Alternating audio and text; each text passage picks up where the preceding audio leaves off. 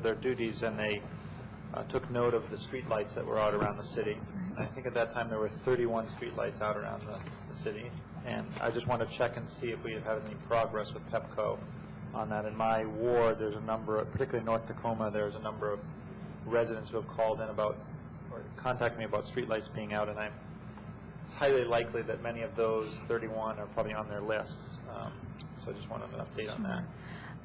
After we received the report from the police department, those were entered into PEPCO's online system. Councilmember Wright, there's no mechanism once you enter them for PEPCO to notify you of whether they've been addressed or not. I did speak to the chief earlier today and just asked him if he could have maybe the officers who were on patrol this evening take the list and basically just go by and see which ones were out, just to kind of facilitate getting an answer from PEPCO about those specific lights. I think it's been over 30 days since those were reported. So PEPCO doesn't tell us when they've fixed one? No, they do not. Okay. My second question has to do with the intersection at Piney Branch in Philadelphia. Maybe a month ago now, we spoke about the intersection. You were going to have the city staff contact SHA to start the ball rolling again about getting some improvements around crosswalks and pedestrian signals and potentially even left-hand turn signals at that intersection. I just want to check on the status of that. SHA basically is still in the design phase. The specific improvements include the addition of a crosswalk, as you just mentioned, on several legs of the intersection, audible pedestrian signals, countdown pedestrian signals, and curb ramps. They're in the design phase, and they're hoping that that work would be completed by the summer of 2008. And, of course, they had the customary disclaimers, weather and schedule permitting. So that's the time frame that's been identified so far. And can we interject the idea of left-hand turn signals also into that discussion? I think we have some here at Maple and Philadelphia. I think they're very helpful, Right. Particularly coming down, well, basically in all directions. That intersection would be extremely helpful. Yes, we can certainly ask them to look at that. Great. The other thing I'll just add is, while you didn't specifically ask about, is we have had some discussions about having a sidewalk kind of put along Piney Branch Road. I think some of the council members may recall that we had put this in for the safe routes to school, and because there wasn't necessarily a direct tie-in to the school, we haven't been successful in funding.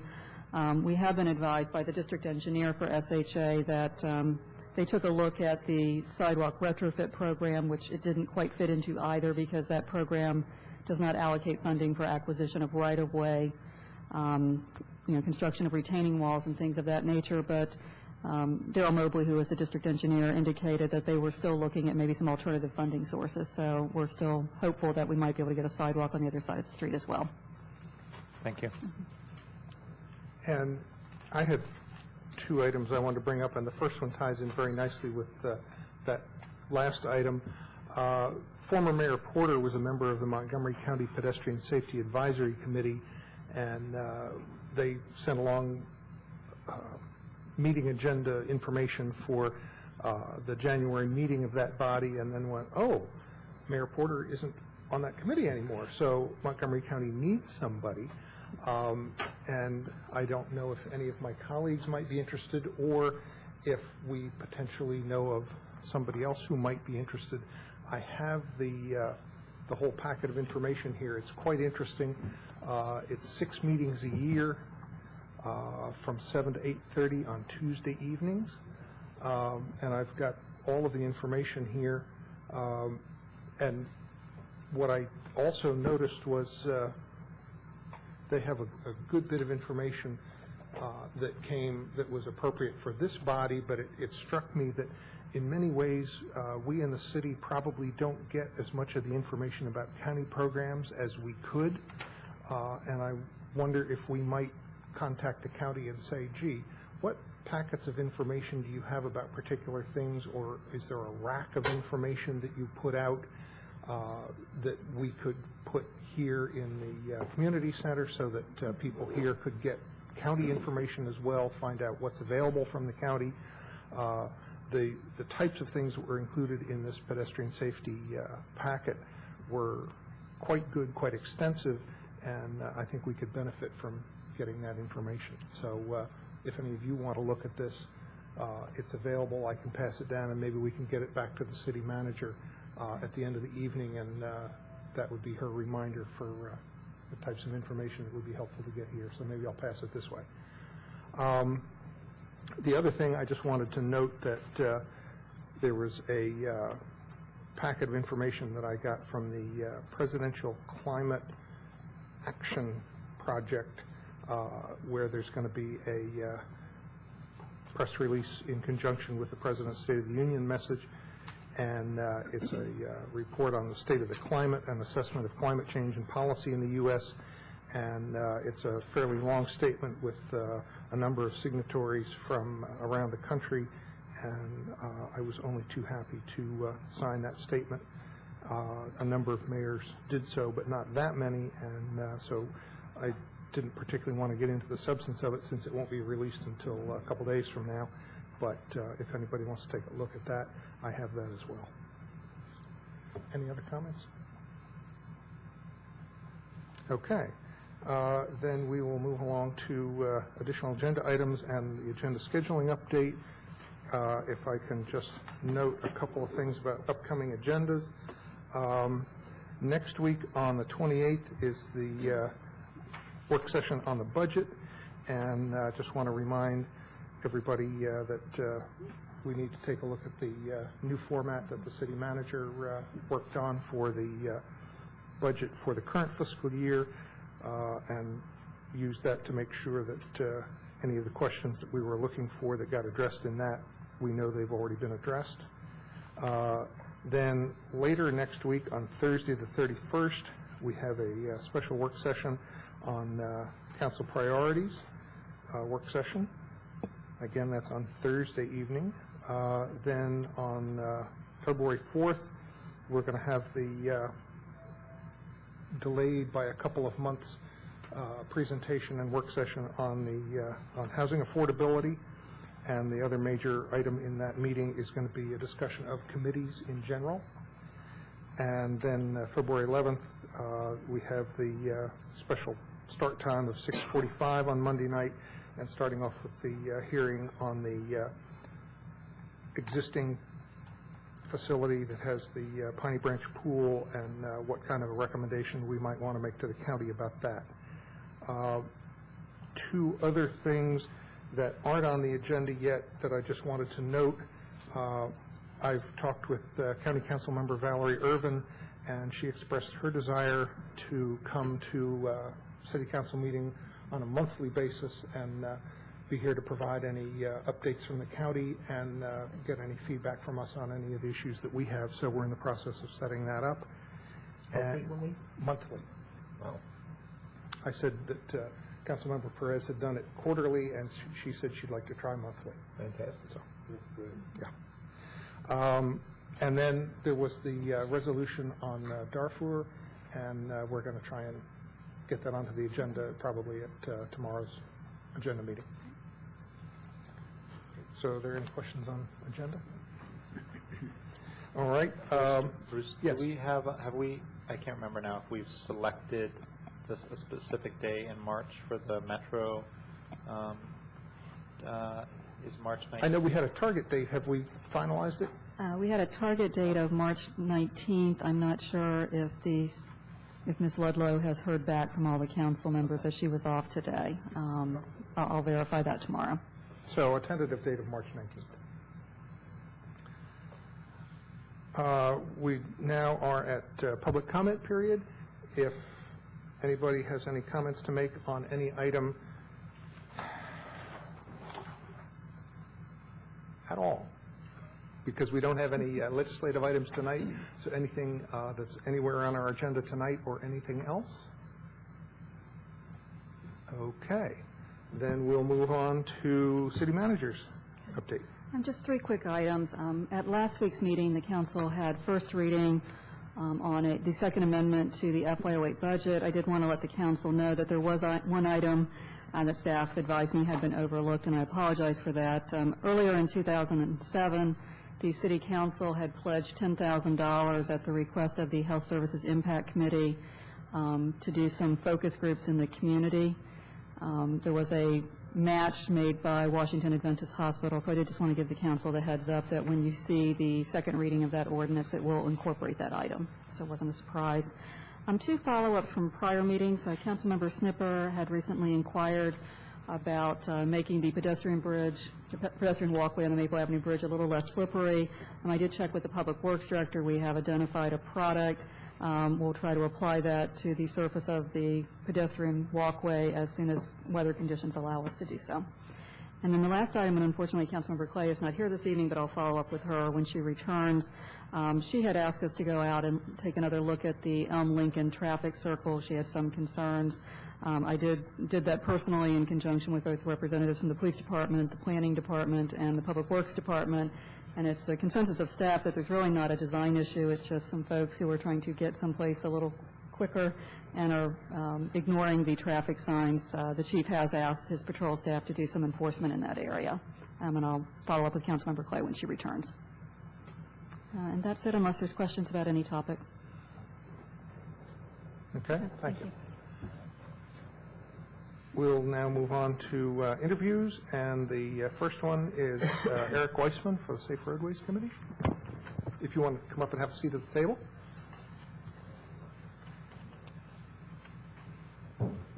or there, either, whatever you prefer. If you just want to tell us a little bit about your interest in the committee, and then if we have any questions, we'll go there. Sure. My name is Eric Weissman. I have lived in Tacoma Park for between 4 and 5 years. I moved here from California, actually, after living in the Washington, D.C. area many years before that. I found myself very involved, very interested in being involved in the Safe Roadway Committee because of my own interest in how I get around in the city, the fact that I ride my bike every day to Metro, the fact that I run on the streets of the streets of Tacoma Park in the morning. I'm a pedestrian, a driver. I ride the buses in Tacoma Park. I just feel like I'm doing everything that you can possibly do to get around in the city. And I am frequently concerned about how other people drive. I'm concerned about how pedestrians are often put in, I think, risky conditions when crossing streets. I'm concerned about how people are at risk just by trying to get around the city of Tacoma Park. At the same time, I believe very strongly in modes of transportation other than cars. I really like the idea that people around here walk or ride their bikes, and I really would like to be involved in anything to make it a better and safer place to do that. Great, thanks. Anybody have any questions? I have a couple of friends who say we ought to be a model city for bicycle travel. So I look forward to hearing more from the committee and from you about how we can get to that goal. Actually, I think Tacoma Park is really well situated to be a model city. We're so close. First of all, we're right on the edge of the district, so I think many people could bike into work in the city. But certainly biking to the metro station is a really great way to get around. We have these wonderful trails around here. We don't have many bike lanes in the city, which I think is a problem. And we have some really dangerous intersections that I think can be fixed. Things are very close by here. You know, it's not a long route. So, you know, one of the things that I think makes it a very good city in that regard is that you don't particularly have to be an athlete to get around on a bicycle in Tacoma Park. But I think probably a lot of people don't choose that mode of transportation for fear of getting hit by cars, which happens, you know, to be a real fear. I've almost been hit many times. I ride my bike by this building every day on my way home, and it's kind of scary, particularly at night. But that's not, I mean, I'm not here to talk about bicycling, really. I mean, it's everything. It's well, thanks for your comments. Sure. Any other questions or comments? Okay. Thank you very much. And Thank you. I see that I think you're in Ward 2, and we don't have any representatives on that committee from Ward 2, so that'll help address your area of the city and some other areas of the city, and maybe provide a little insight into any particular issues there. And we will be doing appointments next week. So thanks very much for your interest, and look forward to working with you. Thank you very much. And if I could just ask the city manager, maybe we might want to contact our Safe Roadways Committee and see if they want to provide a representative to the county committee, that might be a very good opportunity to liaison that. And maybe we could find out whether the county structure allows for that. Our next interview is for the Tree Commission, Napoleon van Schoen. You pick. And I hope I didn't butcher your name too badly. No, it's pretty good. And Sharon. Van Schouwen. Welcome. And if you'd like to tell us a little bit about your interest on being on the Tree Commission. I live in Tacoma Park since 1984. Live right here on Maple Avenue, have a lot of big trees in the backyards. My profession is landscape designer, and every time I come to a client, they either have questions of how can we take some trees down so that we can have more flowers, or, you know, how can we preserve them? And so I feel that in my profession, we're on the front line to educate almost anyone about, you know, trees, about the positive, and what trees you really need to preserve. And that's I think one of my main tasks, beside designing the gardens.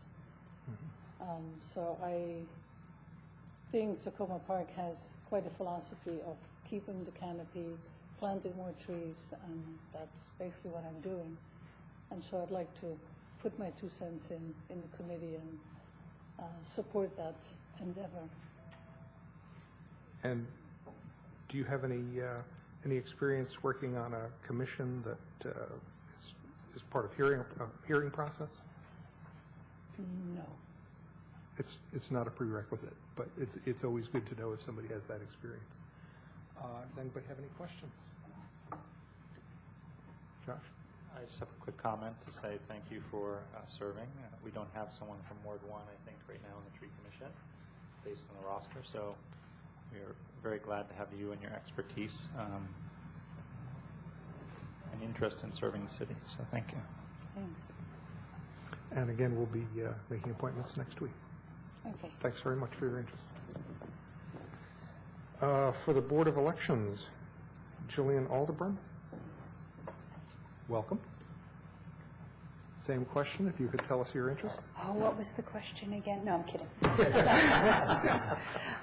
I'm Jillian Alderbran. I've been a resident of Tacoma Park since September of 2003, and I'm a little embarrassed to say that it's been 3.5 years because I really should have been contributing before this.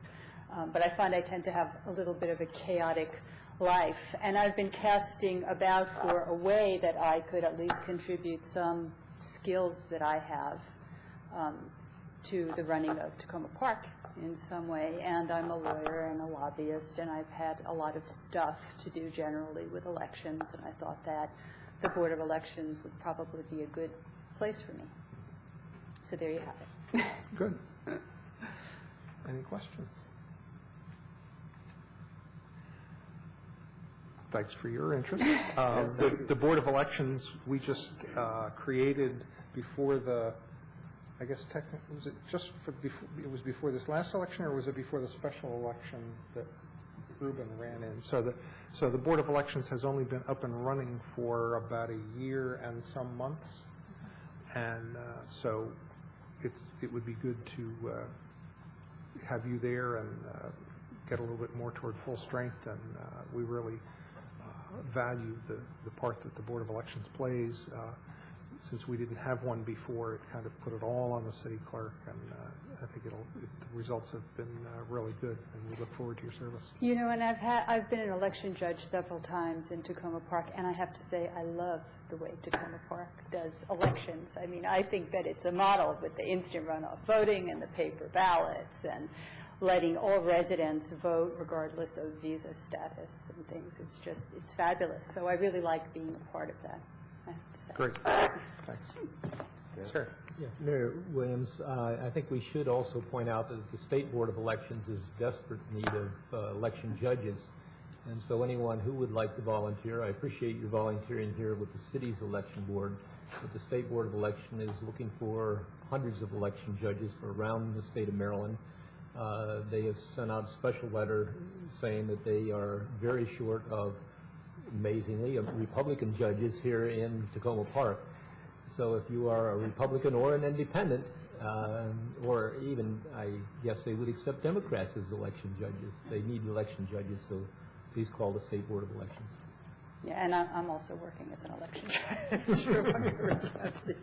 But it is hard to find people who are non-affiliated or Republican, and that's really the main need. Thanks. And finally, Mark Friedman and John Hannon for the Montgomery College Neighbors Advisory Committee, if you both want to come up.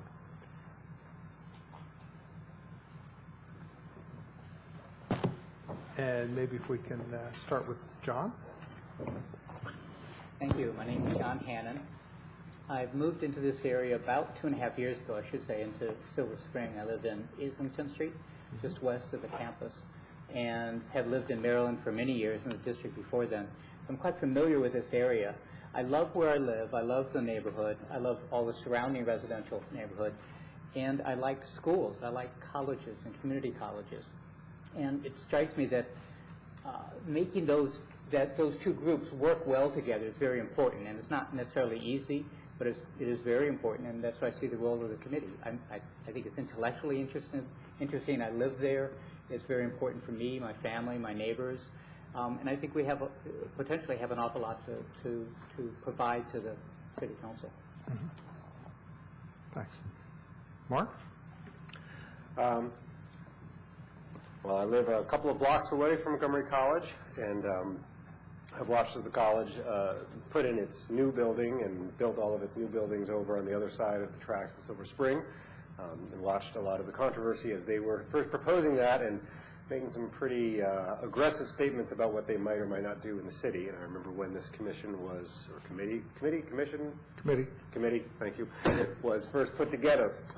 And so I'm interested in being a part of it and being part of the dialogue we have with the college for coming up with a real 50-year long-term plan of, okay, what do we want our neighborhood and our community college to look like, and how do they function together, and how do we really make this into, using the term, a model of something, a model of having a community college in a historic neighborhood. And I think that'll also be an excellent legacy, considering how the college started out in Tacoma Park way back when, tearing down a lot of historic homes. And I'm looking forward to going forward. And also another thing is I really love that this is a group that has our neighbors just over the border into Silver Spring, at Islington and a couple of streets over there. This little triangle that really plugs into Tacoma Park, but is on the other side of the political boundary. And it's another nice thing about, I think, this committee. Mm-hmm. Good. And maybe if I could, just following up on that last point, if I could just ask the city manager, the question came up again about residents and non-residents on this committee, and what I had noticed was that in the roster of the committee that 2 of the original members are not residents of the city, and the question came up about, are there supposed to be non-residents on the committee? Yes, the resolution adopted by the council establishing the Montgomery College Neighborhood Advisory Committee specifically provided for non-residents. That was actually something that was discussed with some residents of North Tacoma, specifically Ms. Pearsall and Mr. Evans. At the time, I was part of a staff and council group that worked with them in terms of drafting the resolution, and that was a specific request that was made. Okay, good. And Barb, that supersedes any requirements for committees that's in the city charter or any other preceding documentation? To the best of my knowledge, it does. The resolution was reviewed by the city attorney's office, and it did have the provision about the non-resident members, and there were no concerns expressed by legal counsel. Okay. Mark, I appreciate your coming forward and volunteering. I appreciate yours too, John. But I wondered if you think this will interfere in any way with your work on the Ethics Commission. I hope not. I think that if something came up where there was a matter that was brought before the Ethics Commission that involved the college and this process, then I would, of course, recuse myself from the Ethics Commission. And I suppose there potentially would be there could theoretically be a situation where an issue came up that would call for me to recuse myself from both. In which case I would certainly do so. And I don't want to go off on a tangent here, but I'm interested to, I guess I would just like to encourage people to join the Ethics Commission, because I understand you're a few members short too. Indeed. We've got 2 right now. We're not very busy, but we do serve an important function, and I think I might also be on the agenda for the Ethics Commission, my spot on that for tonight. Okay, thank you. Thank you for mentioning that.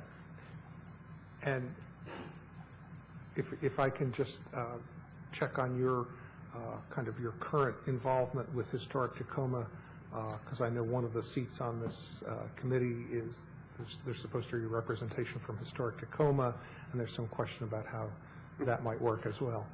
I don't think that I would be the representative for Historic Tacoma. I don't remember how it's phrased in the resolution establishing this commission, but I am a member of Historic Tacoma, but I'm not currently an active member on the board of directors, and I'm not someone who the board of directors has selected as who they would like to have as their representative.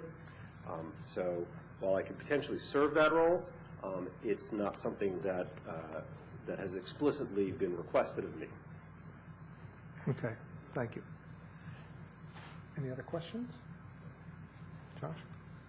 Not a question, but just a quick comment to say thanks to both of you. Thank you, Mr. Hannon, for serving even though you're outside the city boundaries. But as we know, for the people who live over in that area and part of the community, the boundary is sort of artificial when you think about neighborhoods. You're all neighbors over there, and so I think it's very important that we have representatives from Silver Spring. You both are entering the commission as it goes into a very important part of its work, as the college reviews its strategic plan and how it's going to grow in the future. I appreciate both of your perspectives on needing to preserve the historic nature of the neighborhood, while also being a partner with the college and helping them figure out a way to grow and fulfill their important mission of educating people. And the college mission, I think, is very particularly important because it is its population is frequently people who are the first people to go to college and their family, and its community colleges around the country are a way for people to move up in the economy. And Montgomery College has, I think, been rated as one of the top 10 community colleges in the country. So we have a great asset and resource in the college. And we just need to strike the right balance between making sure the college's needs are met to grow in the future and preserving the neighborhood. So I appreciate your work on the sometimes contentious, sometimes thorny, but I think we can find a good ground that serves everyone's purposes. Any other comments? Again, thank you both. We'll be doing appointments next week, and maybe as we welcome more folks in from just outside the city, some folks in that area might realize what a valuable service the city is, and they might even want to join. Well, the issue comes up. Thank you very much. Thank you. Do you need to ask me any questions about reappointment to the Ethics Commission? I don't know. Do you want to serve? We generally now what we've done is we've said, okay, for people who want to be reappointed, we don't need to re-interview. So it works for me. If your appointment is up and you want to serve again, yep, I'll put my name in the hat. So just don't tell my wife; she thinks I'm not getting ice cream right now. Okay.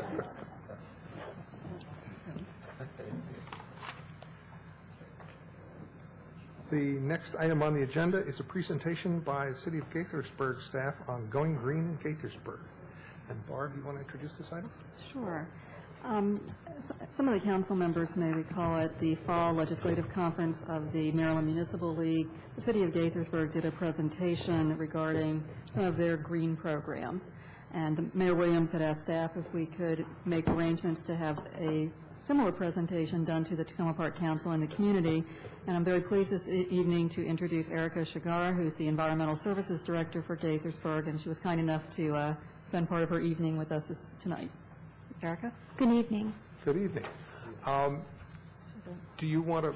We have a PowerPoint Yes, presentation tonight. and so we'll come down there to watch it, and we'll lower the screen, and we'll go from there. Okay. We're in the process of trying to decide whether we might want to make this room a little bit more able to handle many different functions and work better as an auditorium for multi-purpose and for our purposes.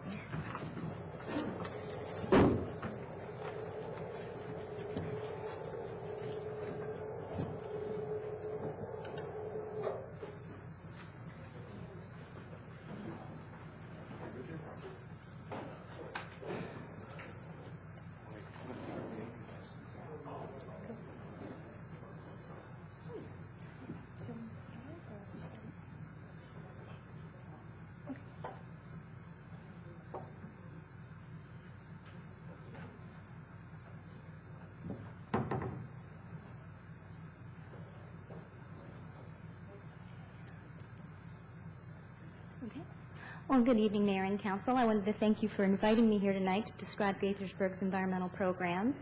And I'm grateful for this opportunity for an idea exchange between both of our municipalities. First, I'd like to give you a quick overview of Gaithersburg so that you can determine how it compares to Tacoma Park. Gaithersburg contains 10 square miles that is located within Montgomery County. Our population is over 60,000 people, and we have approximately 248 full-time employees. The city is a National Pollutant Discharge Elimination System Phase 2 permit holder, which is also known as NPDES, under the Clean Water Act. Gaithersburg is solely served by WSSC, and therefore we do not operate any water or sewage treatment facilities. The city does have zoning authority, so many of our policies are related to land use and building permits, and we are still growing. Our Environmental Affairs Division is comprised of 2 full-time and 1 part-time staff member, and we're located in the city manager's office where we work with all the different departments within the city. Just to give you an overview of the history of our programs, in the early 80s, we started a voluntary recycling program, and in the mid-90s, we started a forest conservation program that is similar to the state of Maryland's. In 1999, we created an environmental management system for the Public Works Department to oversee all our environmental functions and ensuring compliance. In 2001, the Mayor and Council adopted the Environmental Standards for Development Regulation to protect environmentally sensitive areas during development. In 2002, we completed a stream assessment of our 24 miles of streams. In 2003, we expanded our stormwater management program to comply with NPDES Phase 2 requirements.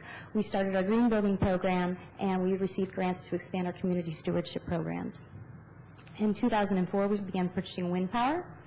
2005, we instituted mandatory recycle for commercial and businesses and multifamily apartments, I'm sorry.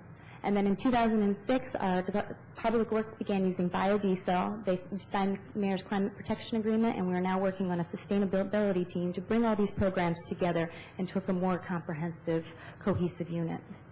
Since climate change is our most recent initiative, and it's an umbrella issue that embodies many of these other environmental programs, I will discuss it first. First, I'd like to say that I know Tacoma Park is very far forward on this, and I'm probably going to learn a few things from you all, so I'm going to use your action plan and emissions inventory as a model. But like you, we've signed the Mayor's Climate Protection Agreement. We're a Sierra Club Cool Cities. We're also a member of the International Council for Local Environmental Initiatives, ICLEI, and we have used their software to do our emissions inventory. And we also participate in the Maryland Cities for Climate Protection Network, which is different county and local governments, in addition to state governments, working together to trying to tackle climate protection programs. We have worked on our emissions inventory for municipal operations, and as you can see in the graph, we're focusing mostly on buildings because that's over 53% of our emissions from our own operations. Lighting provides 24%, our vehicle fleet about 19%, and our parks about 4%. In doing so, we're creating a sustainability team, which is interdepartmental, looking at all of our policies, operations, and facilities to promote sustainability, reduce energy and fuel consumption, reduce greenhouse emissions, and conserve natural resources. We'll be looking at 6 main topics in our sustainability team. The first is land use management and healthy ecosystems, and this involves forest conservation, land use planning and environmental standards, streams and stormwater management. Second, the promotion of green building. Then we're looking at transportation, both from our municipal fleet and from a community perspective. Also green energy and energy efficiency in proposed buildings and existing buildings, pollution prevention, recycling, and green purchasing, and then finally continuing to promote community stewardship and working with our valuable businesses, local government, homeowners associations, schools, and citizens. Our first program is landscape and forestry, and within our public lands and right-of-ways, the city's landscape and forestry program has earned the Tree City Award for 17 years. Our FY08 budget was about $1.1 million, and our staff maintains over 2,000 trees and plants over 300 trees a year. In the future, we have budgeted to incorporate a GIS-based tree inventory to measure tree canopy coverage in the city, track tree maintenance, account for landscape assets and liabilities, and better manage our urban forests. We also work with volunteers and received several grants for reforestation, wetland planning, and invasive species management throughout our parks and our homeowners association common areas. On private property, we implement our own tree and forest conservation ordinance, which is essentially modeled off the state program, and we're currently working to expand our programs to better protect trees and strengthen our protection measures. In order to encourage on-site forest conservation, we have raised our fee in lieu from 43 cents per square foot to $2 per square foot, which is about $87,000 per acre. Since we're still developing, this kind of provides some gentle persuasion for developers to maintain some tree canopy coverage, in addition to their mandatory requirements. In addition, during development, we require all developers to implement a woodland and tree restoration and invasive species management plan to adequately address future tree health. And in the future, we are drafting changes to our ordinance to better protect individual trees and to deal with urban redevelopment. And we're looking at Tacoma Parks programs as a model. For land use planning and development, we are generally, our environmental element of the master plan provides the general guidance for such things as water resource protection, soils and steep slopes, stormwater management, open space and greenway protection, forest and landscapes, wildlife and air quality. In addition, it looks at the built environment too and provides policies for smart growth, green building, sustainable redevelopment and historic preservation, noise pollution, light pollution, and solid waste and recycling. To implement these general policies of the environment element, we have the environmental standards for development regulation. And these were adopted to provide the developers with stricter guidelines. They were first guidelines and now they became regulation. As you can see on the picture, pre-regulation as guidelines, streams were impacted. Now adopting them as a regulation, which requires a waiver to be granted by the mayor or council, has made them much easier to enforce, and we're able to protect our environmental resources in a greater manner. We also require noise analysis during development, wildlife mitigation plans, and any waiver developer must exhaust all feasible alternatives before impacting the environment, and then they must offset the impact by developing a mitigation plan. Such mitigation measures have included stream restoration on their property or funding for off-site environmental improvements, additional reforestation, wetland creation, innovative stormwater management practices, and green building. Wildlife management is considered early on in the development review process. Each development that is proposed to impact wildlife must create a wildlife management plan. This first requires a wildlife survey, and the developer must identify any potential problematic species and management options. Such management options may be minimizing impacts to habitat, schedule regrading activities to avoid sensitive breeding, nesting, or hibernation periods, the protection of wildlife corridors, or habitat devaluation prior to construction to encourage wildlife to relocate.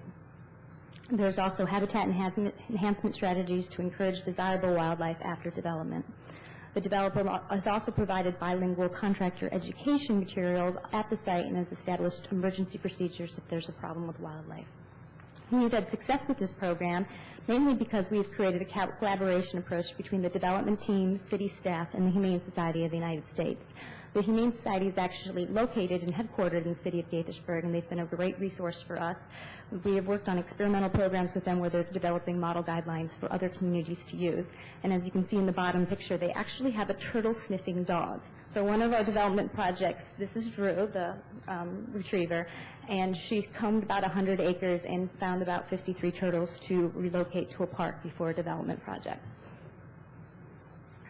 As far as our streams, in 2002, we contracted out a citywide stream assessment of our 24 miles of streams. The study established 17 monitoring sites that studied habitat, water quality, macroinvertebrates, and fish, and it also GPSed all of our stormwater management outfalls, or storm drain outfalls for our NIFTY's permit.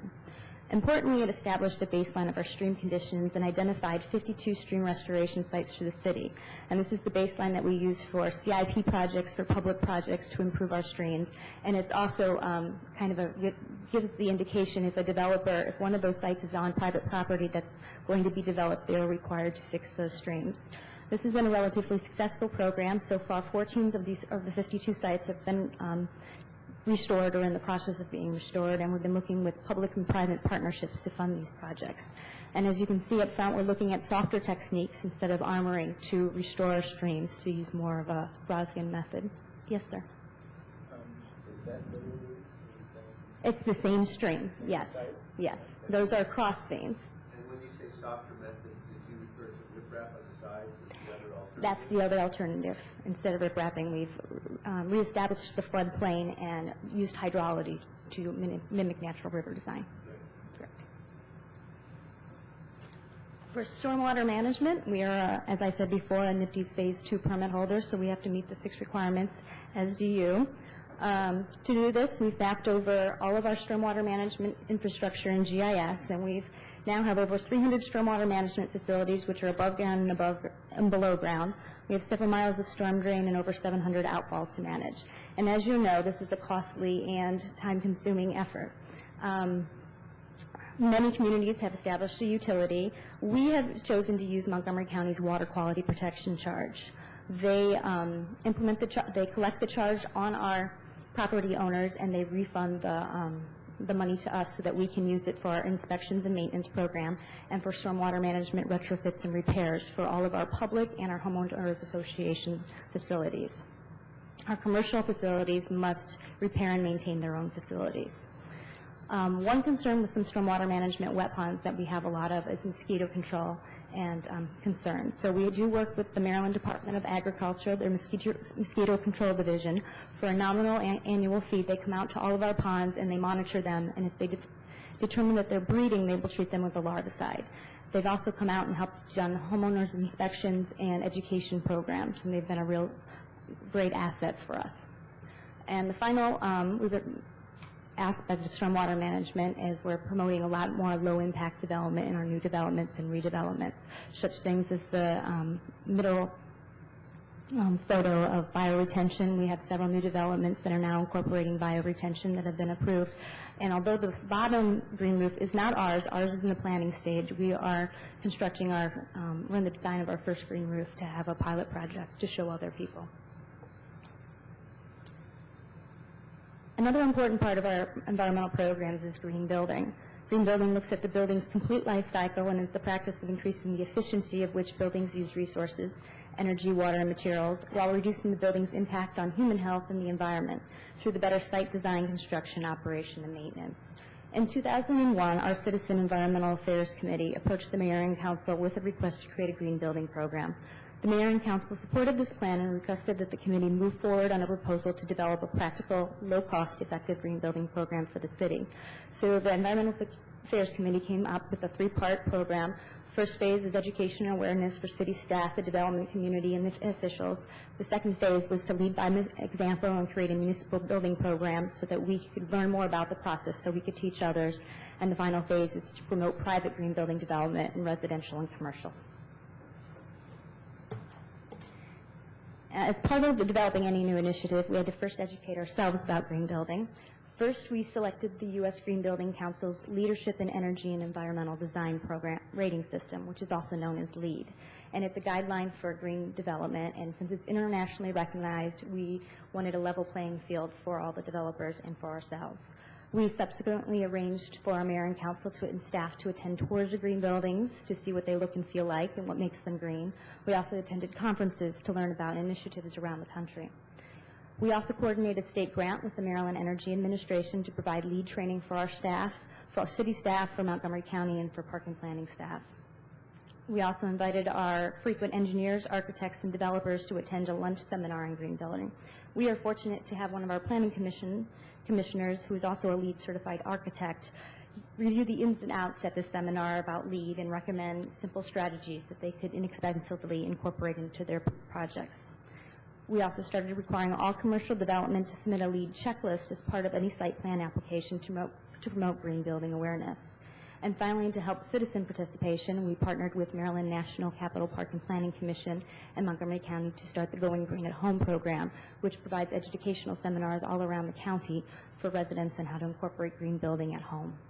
And we also provide green tours of our facility. In 2003, our mayor and council decided to start a small pilot project, and they decided to construct the youth center at Robertson Park, which is the top photo on this slide, to be LEED certified. The youth center was completed in 2006, and it received LEED certification. After the success of this building in 2007, the mayor and city council adopted a resolution requiring LEED Silver certification for all future occupied city buildings, and we are currently designing 2 LEED Silver buildings. For our existing buildings, we're reviewing the energy usage for all our buildings and plan to conduct energy audits at our facilities with high energy consumption and implement retrofits when appropriate.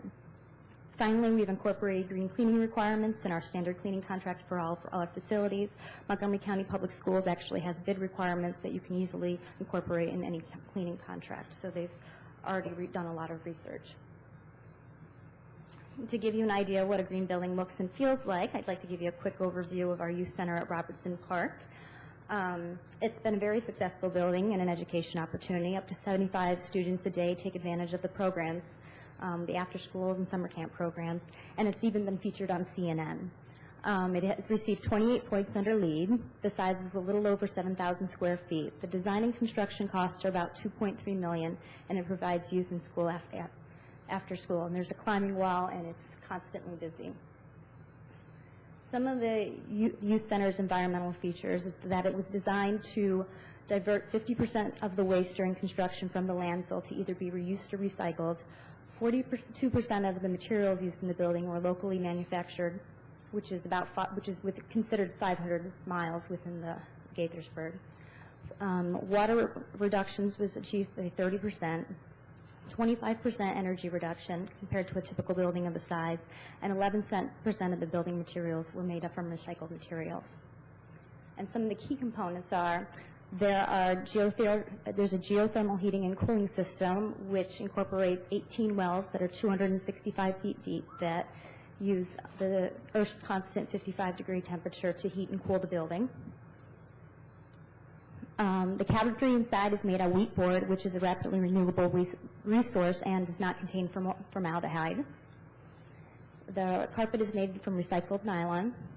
The ceiling tiles are made from Homosote, which are recycled newspaper. The concrete pillars and sidewalks respect to use recycled fly ash, which is a byproduct of coal-powered power plants.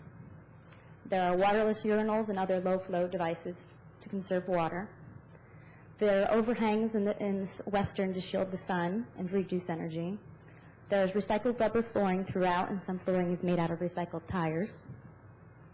All the roof water drains into an underground groundwater recharge trench to divert it from the storm drain and to incorporate it into the groundwater.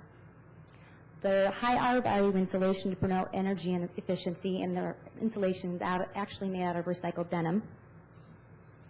We have Energy Star windows that are triple pane, and the design incorporates clear story windows and promotes daylighting in 90% of the building space. The metal roof is made from recycled metal, and it's a high emissivity, which promotes a cool roof to reduce the heat island effect. A waste management plan diverted some of the waste from the landfill, including a recycled asphalt parking lot. There was an existing building and a parking lot there, and the parking lot was recycled and made into the new one. There's recycled metal siding. All the paints, sealants, and adhesives were spec'd to be low VOC to promote healthy indoor air quality. Local brick. Most of the wood was certified by the Forest Stewardship Council. The steel in our doors was made from recycled steel. We have native landscaping and a green cleaning program. And we are currently designing 2 more facilities, and just to give you some ideas of what we have planned, this is our Old Town Youth Center, which is slightly smaller than our Robertson Park Youth Center. It's 6,500 square feet. It will also have a geothermal heating and cooling system. Our public maintenance staff has been happy with that system and is designed to pursue it in the next 2 projects. It will also have an interesting roof, and you can't see it here, but there will be a mixture of a green roof here and here for stormwater management and other benefits, and there will be a PV array through here, which will provide about 12.5% of the building's electricity. We'll also have a special energy contract to contract over 51% for wind energy and other special features like low-emitting materials and clean air for the kids. The Aquatic Center, which is proposed off of Route 28, is a much larger building. It's about 63,000 square feet. It will also feature a geothermal heating and cooling system, and it will have special designs for non-portable water to reduce water use by more than 30%. This will also have a mixture of a green roof, a vegetated roof, and a high reflective roof. and again, waste management plans for during construction. And so now that we've done all these things, we've been able to work with our development community to promote private green building. In 2003, like I said, that we required the LEED scorecard from all our developers, and between 2003 and 2005, we created a pilot incentive program that refunded 20 to 50% of building permit fees to a developer who chose to build green. And the top slide is the Monument Building, which is our first constructed LEED Silver office building in the city. And you can see that off of 270 as you're going north. And since that program has sunsetted, we've had developers proffer voluntary green building during zoning negotiations for the last 2 years, and our mayor and council are now requesting that staff develop mandatory requirements that are in line with Montgomery County and Howard County. So right now we have 1 LEED Silver office building constructed and 4 LEED buildings planned in commercial. In October of 2006, our mayor and council adopted residential green building standards. They include 4 main elements. The energy efficiency requirements are primarily based on the Energy Star Homes National Builder Option Package.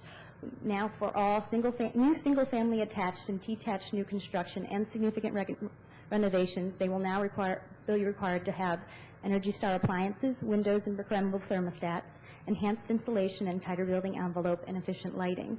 It's intended that these homes be built to be at least 15% more efficient than the typical construction. We've also established healthy living environment standards that are taken from the Energy Star indoor air package specifications and the Green Communities criteria. Items include low VOC carpets, low formaldehyde materials, and construction techniques to reduce opportunities for mold. We now require all construction to implement a construction, demolition, and land clearing waste management plan with the goal to divert at least 50% by weight of the waste from the landfill to reuse or recycling. And finally, builders are now required to provide homeowners manual and an orientation to educate the homeowners about these green features and to how to operate them and maintain them effectively. And we are still pursuing our Going Green at Home program to help existing homes and homeowners. The final component of encouraging green private development is expanding it from the single building to the neighborhood level. Many of you may know that the U.S. Green Building Council has created the LEED for Neighborhood Development Rating System, also known as LEED-ND. This integrates the principles of smart growth, urbanism, and green building into a national standard. The U.S. Green Building has created a pilot program and has accepted 120 projects, and we're happy that one of our projects was accepted in the program. It's called the Crown or Aventine Project. It's 180 acres off of Sam Ike Highway. It includes a mix of uses, including over 2,250 residential units, 320 square feet of commercial use, a high school, a proposed transit stop along the Corridor City's Transitway line, and a restored Stream Valley Park. Some other important sustainable components is that the developer is required to provide bus service to the Shady Road Metro until the time that the Corridor City's Transitway comes in, and the layout is pedestrian-friendly and walkable. There is also affordable housing component, which requires 4% workforce housing and 12.5% moderately priced dwelling units. There's a historic farmhouse that will be retained and restored, and there's a community clubhouses will be required to achieve LEED certification and other amenities. Next, in terms of transportation, our green programs focus on our own fleets.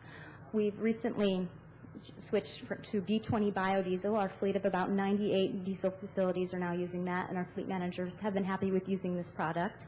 For vehicle replacement, we are now considering hybrids in all our vehicle replacement. Our police, in a little funny photo, are now using Segway patrols, which gets a lot of attention along the streets, and we're doing a fleet fuel analysis for all of our cars. Community-wide, we're also promoting transit-oriented development along the proposed Corridor Cities transitways that are proposed in the city of Gaithersburg. We require developments to provide bus service to Metro. And we're also, for office-oriented functions, we're requiring developments to incorporate transportation management districts into working with us to come up with alternative forms of transportation and policies. And we've also hired a contractor to conduct a bike and pedestrian linkage plan to improve our bike and pedestrian plans. In terms of energy, The city participates in Montgomery County's electricity purchasing partnership, which acquires 10% of the city's overall electricity from wind power. And this, the county is committed to increasing the wind energy purchase from 20% to 20% by 2011. In addition, our special lead buildings purchase 51% of their buildings. They have special contracts with Washington Gas Energy Services to purchase additional wind energy.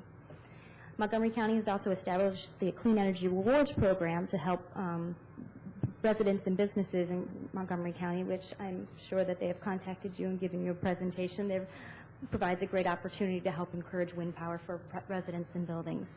We are also using geothermal and projected to use photovoltaics. For energy efficiency, we're going to be completing energy audits and retrofits for existing buildings. We're going to start out an energy conservation program, and we're looking at ways to reduce energy in our street lights, considering it's a significant energy use. For pollution prevention and recycling, within the next year, we're going to look at a green procurement program for all our city departments.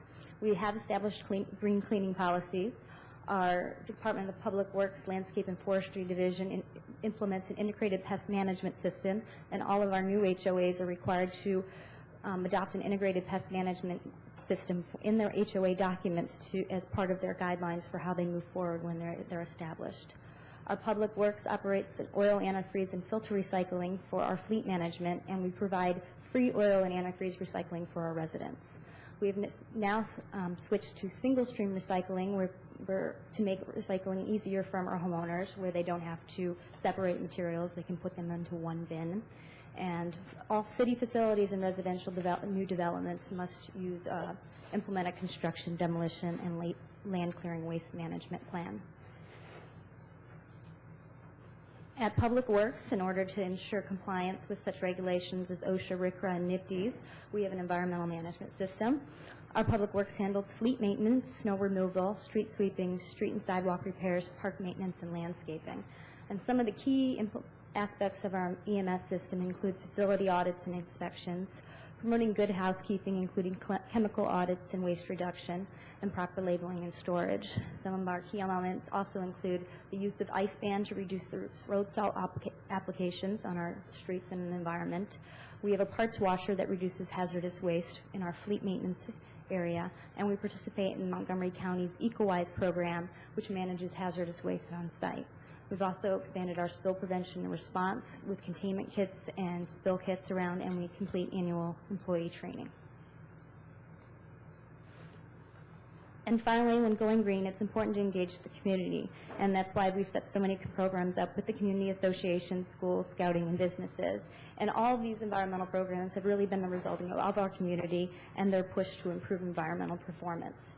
Every year around Green Week, our Environmental Affairs Committee, which is a citizen-based committee, helps organize a series of events to celebrate Earth Day and other activities.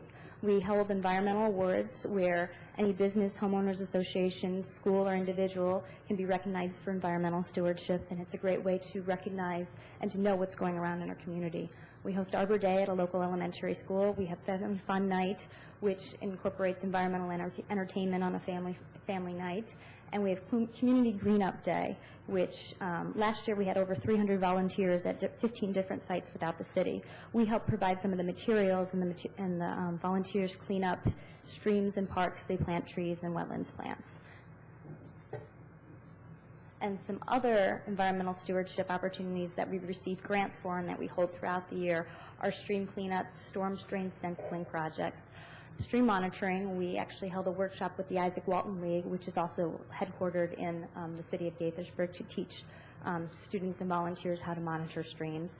We have an invasive species removal program where the city provides equipment and helps volunteers become weed warriors, essentially. We help communities plant hundreds of trees every year in tree planting projects. We received a grant to have a native greenhouse project with a local middle school where we provided the materials and the seeds. They grew the plants, and then they donated the plants back to us to plant in our parklands. And finally, one of our local high schools constructed birdhouses to donate to different HOAs for habitat enhancement projects.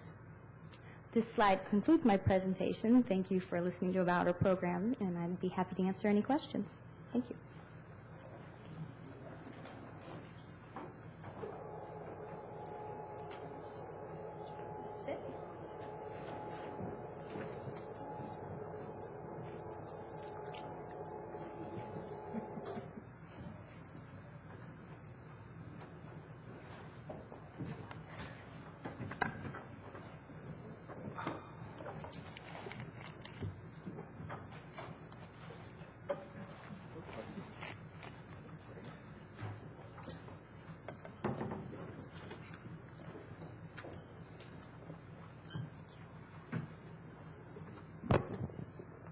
first I want to say thank you. Thank you. Was the breadth and scope of what you all do is breathtaking. Thank you very much. And I noticed any number of things where we do it, or maybe we do a little bit of it. There were a number of areas where, of course, we don't have planning and zoning authority, so that there were sections of what you were talking about that we don't necessarily have the kind of control that you do, but we do have a fair amount of I don't know what word I want to use, a fair amount of cooperation with Park and Planning and with the county on any number of aspects of development in the city that we do have some control over. So it's very helpful to see the breadth of everything that's involved in going green, and I think it's been a good opportunity for us to kind of look at some of what we've accomplished in the past and realized maybe we've kind of rested on some past laurels a bit, and we need to renew our efforts. And my sense is that it's getting easier to do. There are a lot more resources. There are a lot more county, state, and federal programs that have been established, and everybody's kind of paying a lot more attention to green issues. And it's going to be a little bit easier, and people are more receptive to these kinds of efforts, and are willing to put some time and effort and realize that we have to go this way, and that we have to have sustainability in everything that we do. So that was pretty exhausting, seeing all of that. And comments, observations, questions? Ruben? Yeah, could you talk a little bit about, this is one of the things that impressed me is how comprehensive the effort is. It really includes, soup to nuts.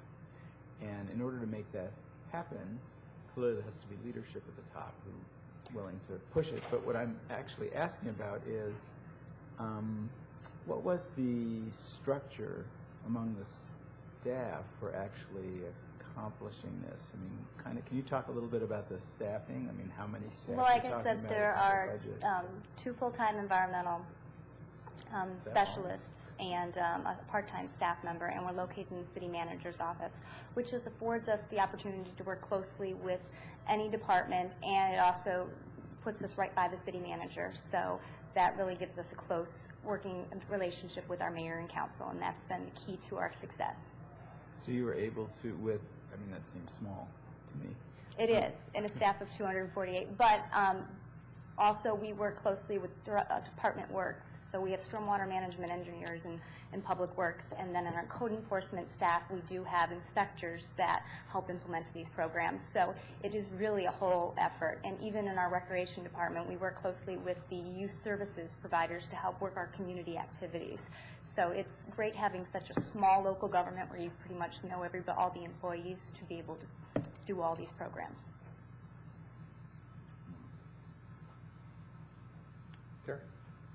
Well, I thank you for coming here tonight, and really must say it's very impressive, the work that you do, and as Mayor Williams said, kind of the way everything seems so organized. I suspect, though, that you were in the same position that we are now, where we have done a lot of these things, but at some point in time you kind of drew them all together and packaged them and also coordinated the work better. And that's, I think, at the stage we are now, where we would like to take the different environmental programs that we've had in the past and be a little bit more organized in our approach, and also move forward into some of the areas as you have with the green building. And that's exactly what the Environmental Affairs Division does. It does coordinate all the different programs. I am the central clearinghouse for reports and knowing where everything goes. So when there's state reports and other federal reports, I can put all those together. So I'm the clearinghouse of everything. So that helps. Instead of different departments controlling everything, I help with all of them.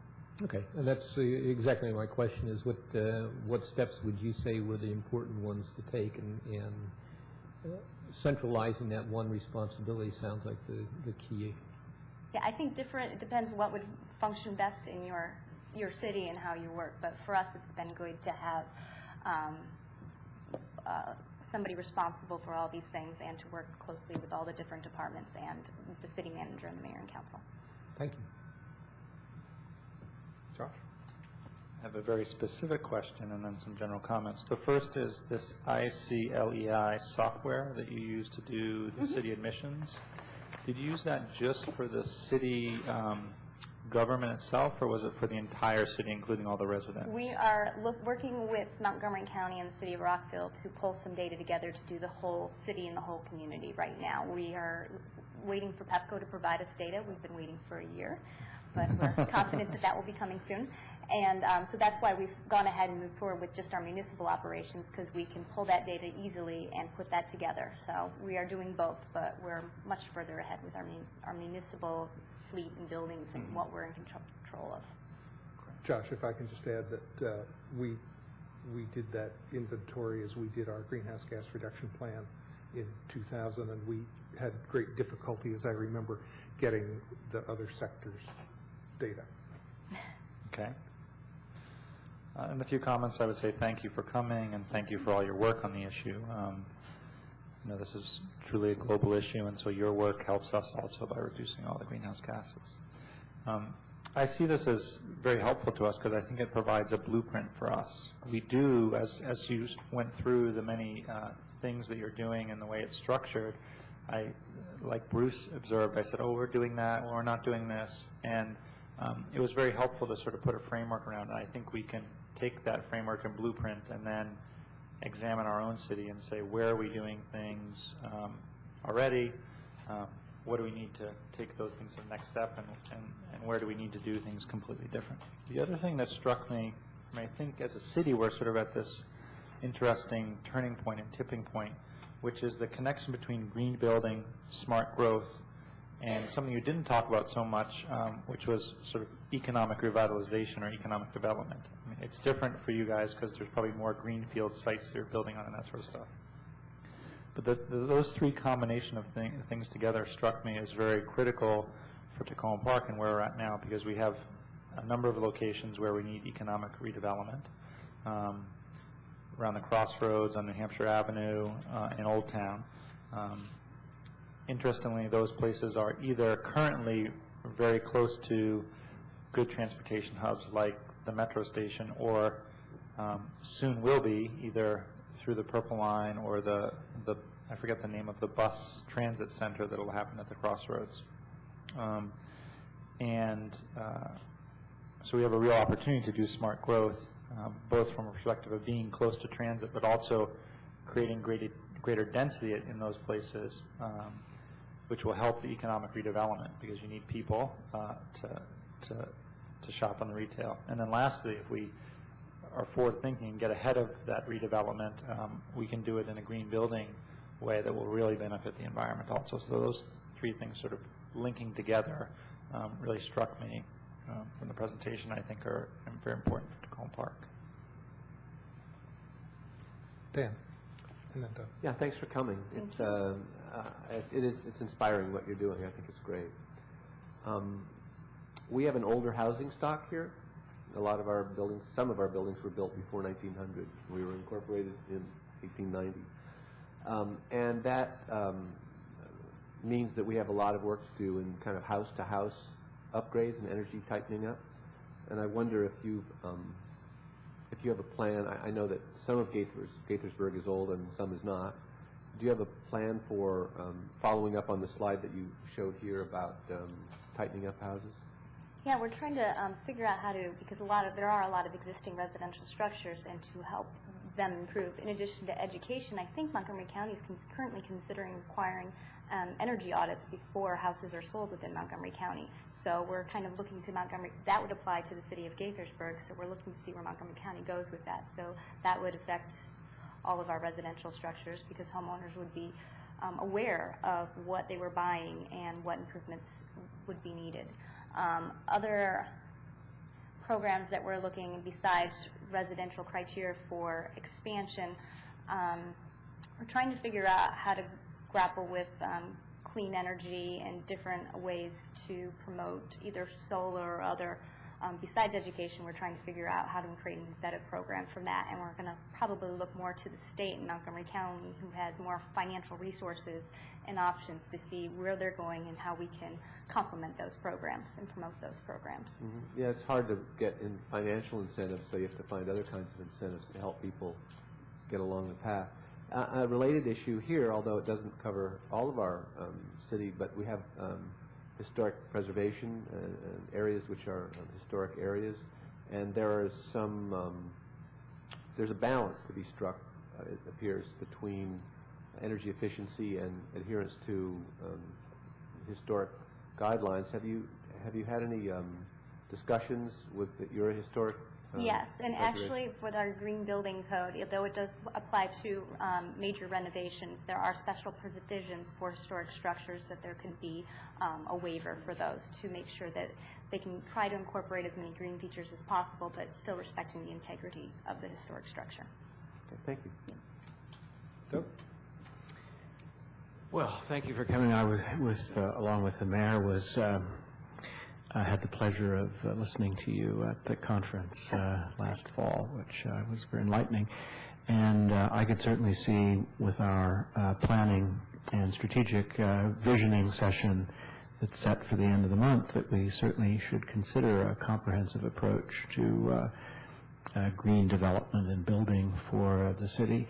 And I could also see our little, I guess you'd call it an unintended Zen garden as part of this building, which is, a bunch of gravel that's on the portion that stretches over the parking lot, and could certainly see that as a potential location for a roof garden instead of what we have there now. And then I remember Catherine Tennis was at the meeting last week to discuss the development of the Crossroads area, the sector plan for that. And she observed quite rightly that the one building in the area now that adheres somewhat to green principles is slated for demolition.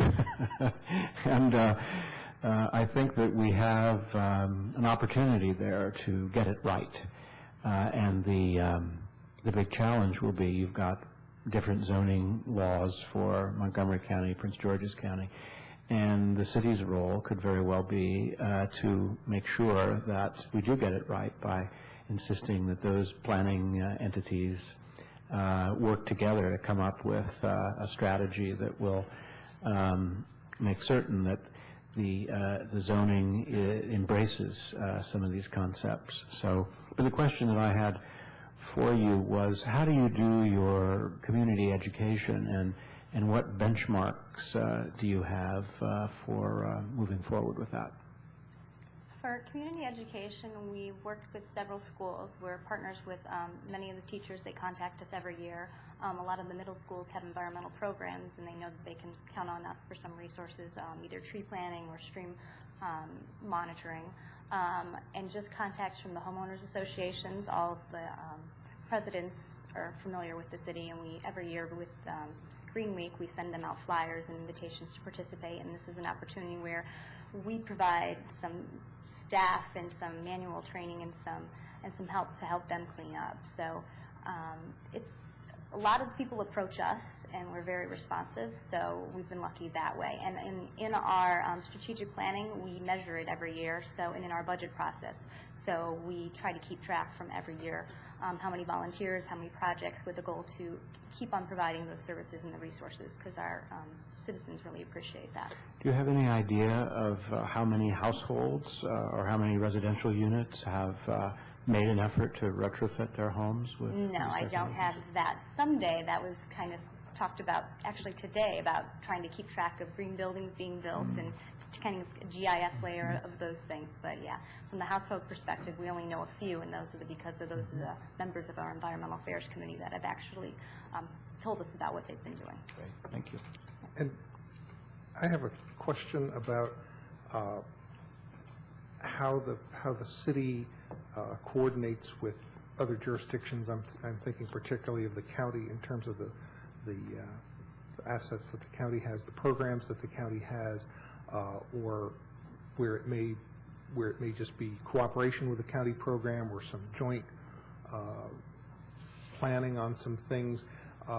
Is that something that you have a fairly good sense of, that you might be able to, I don't know, supply us with a list of things?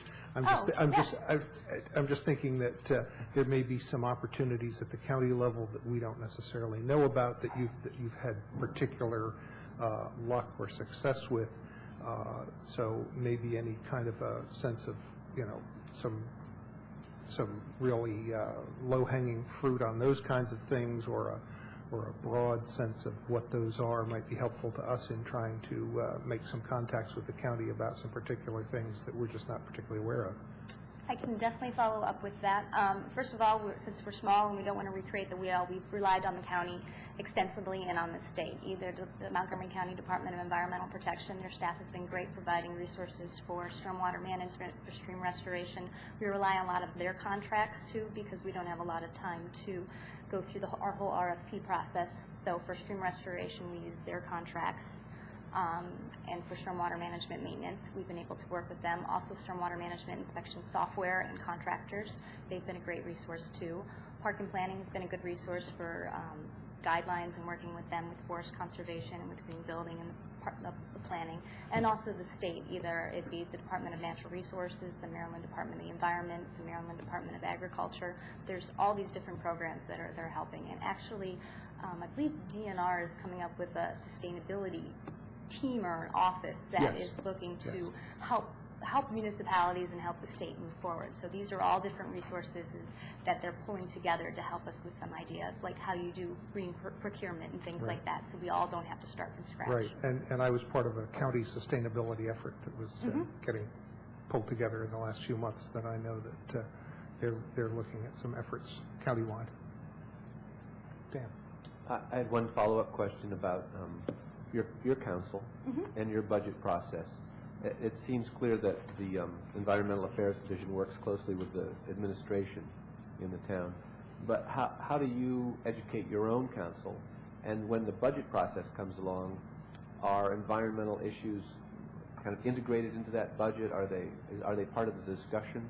Yes, we have about, I think, 9 strategic directions, which anywhere from housing or planning, and one of them is the environment. So within that, within the strategic direction, I lay out where we've been within the last year and where we're going. So they look at all of our progress and all of our projects in one element, and that figures into where we're going to budget. And actually, our mayor and council just finished their retreat on Saturday, so they discussed all those elements.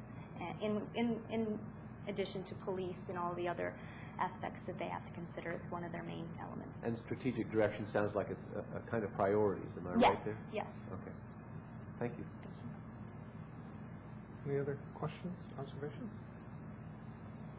Thank you again very much. It's been really helpful, and I hope we can maybe pick your brain about a couple other things in the future, and help you with anything that we may have that can assist you.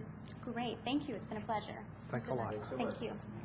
And we're going to take a short break, and we'll be back in 10 minutes to continue with a briefing on innovative stormwater projects and update from the Committee on the Environment to finish off Green Night at the Council.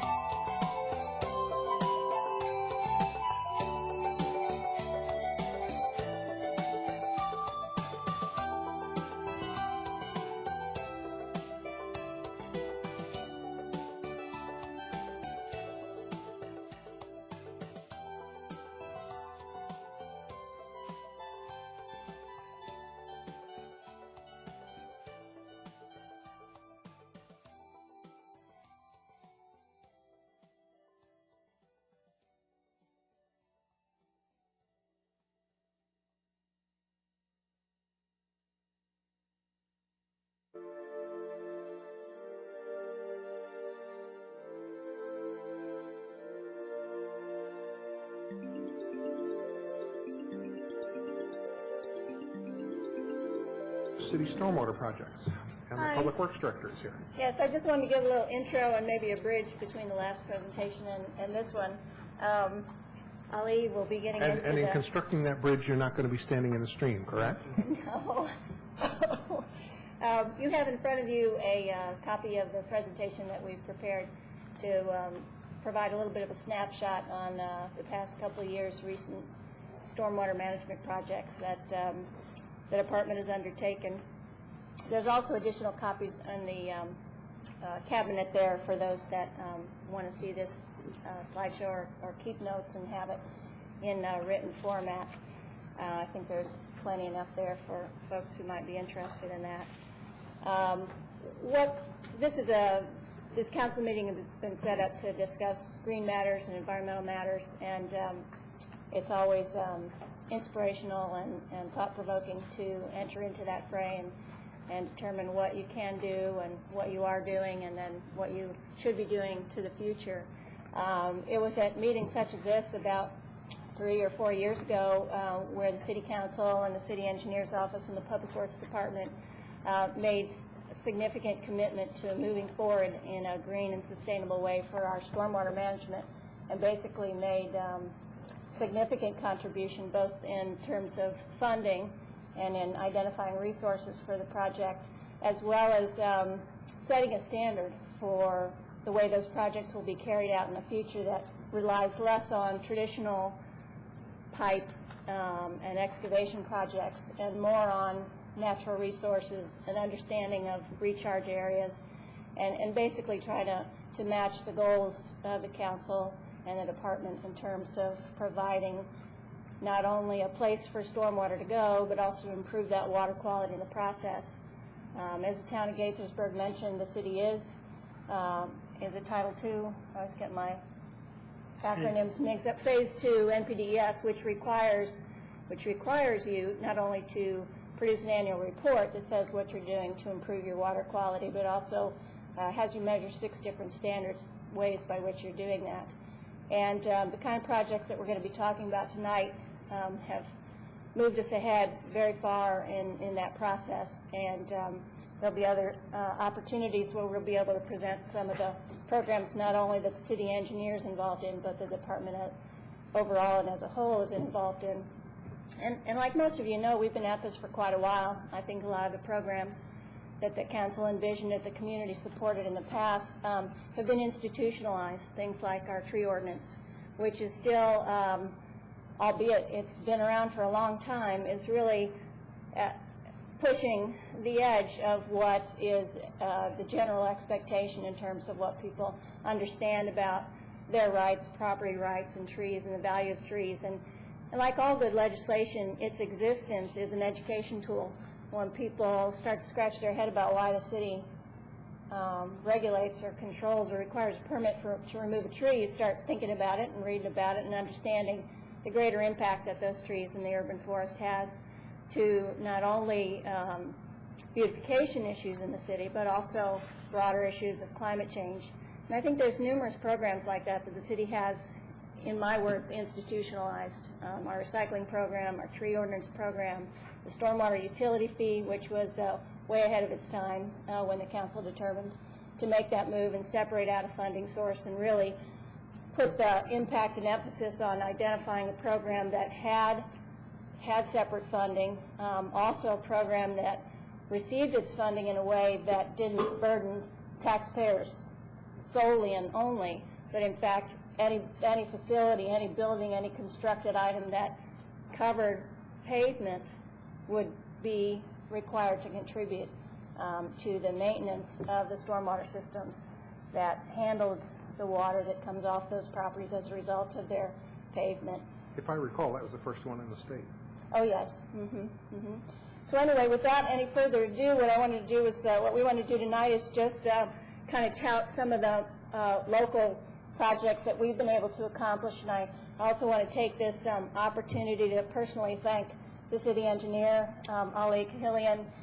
It's as a result of his commitment and his leadership and his ability to connect the dots that these projects have been able to be moved forward, and in fact that we've been able to accomplish so many in such a short amount of time, and he and I both realize this is only the beginning, and it's an exciting opportunity to see sort of what we've done. And with each project, we learn a lot and increase our understanding and also our knowledge base of the companies out there that are able to provide these kind of services.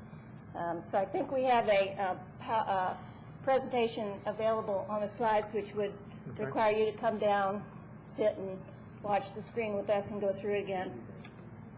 Okay, and I'll acknowledge while we do that at one point you said the town of Gaithersburg, and it's the city of Gaithersburg. Oh, I'm sorry. I know if somebody said the town of Tacoma Park, I'd go, excuse me, we're a city. Thank you.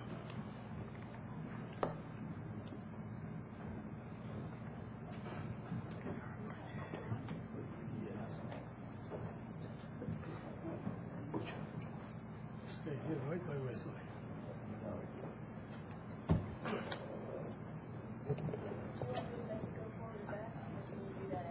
I can do that on top of topic. Guess I can handle two things at once.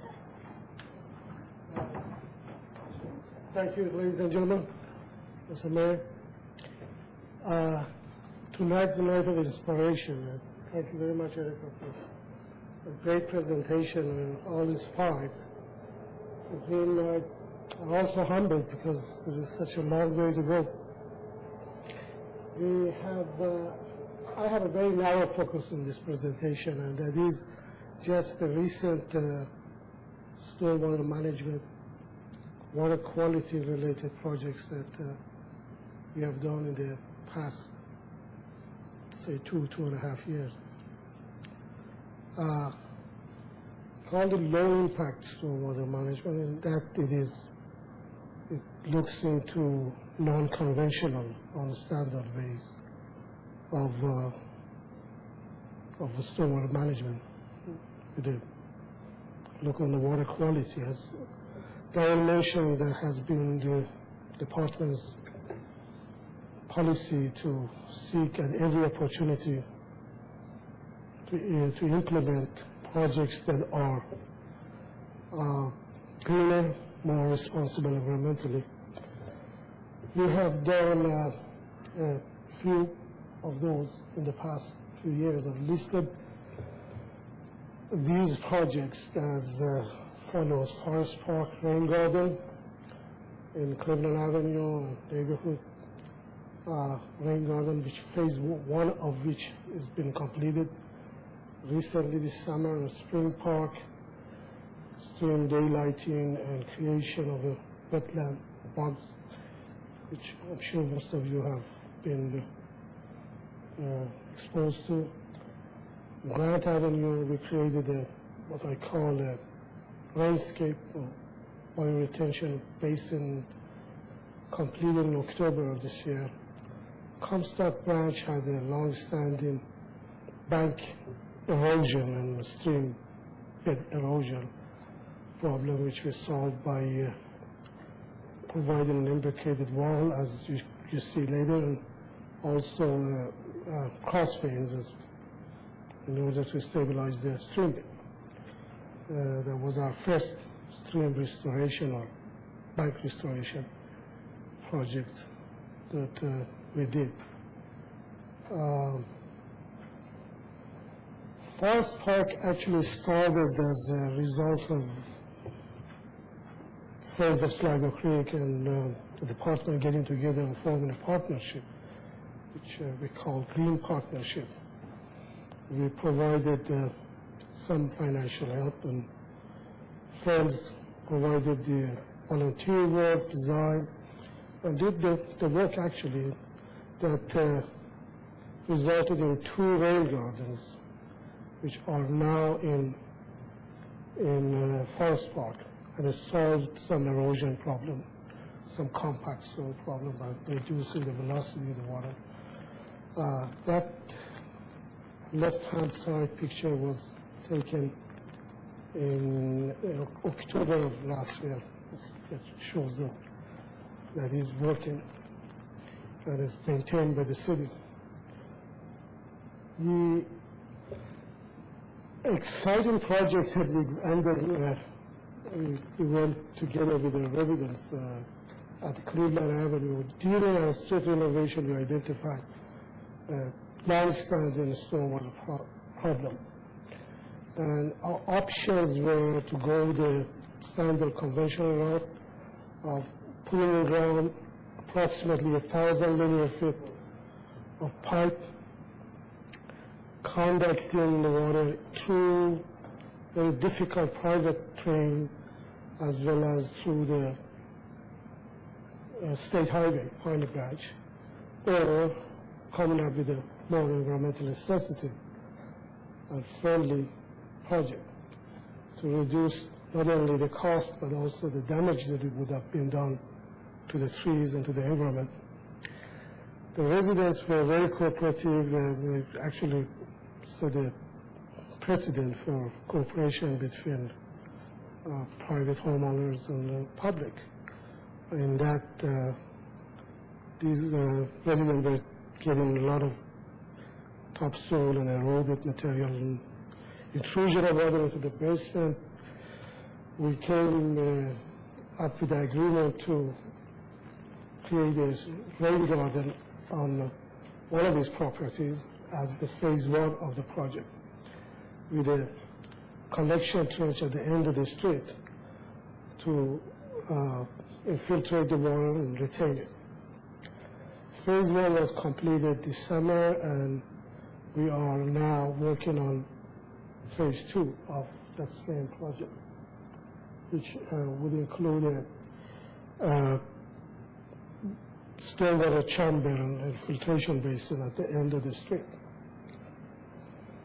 Spring Park was a real exciting project in that it was entirely done by our own staff, our public works guys, and was oversaw by hands-on leadership of our arborists, some background in landscaping. There was a landscaping firm that helped us come up with a concept, and several community meetings were held, and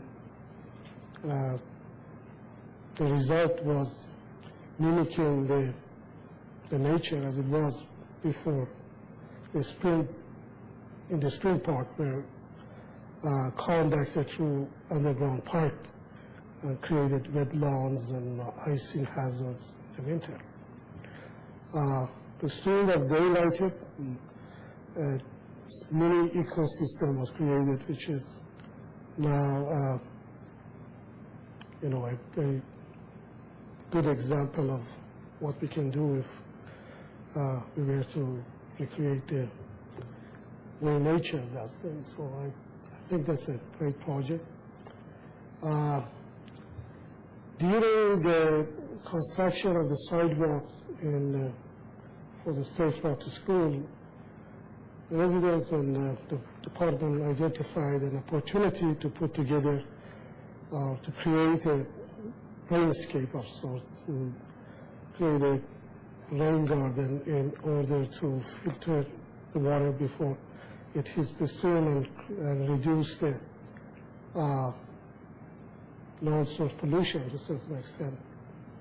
And that project actually completed in October of this year. Comstock Branch, as I mentioned earlier, was a situation where the street was kind of sliding away, and the banks were eroding. We came up with an imbricated retaining wall there to put a riprap imbricated wall to stabilize the bank, and at the same time to stabilize the stream bed by putting two cross drains. And that would help reduce the sediment load from Comstock Branch into the Sligo Creek. In the future, we have actually identified some project that we are going to undertake, hopefully sooner rather than later. The first one of them is the Cleveland Avenue Phase 2, which is a recharge chamber over under the porous pavement to complete the Cleveland Avenue project.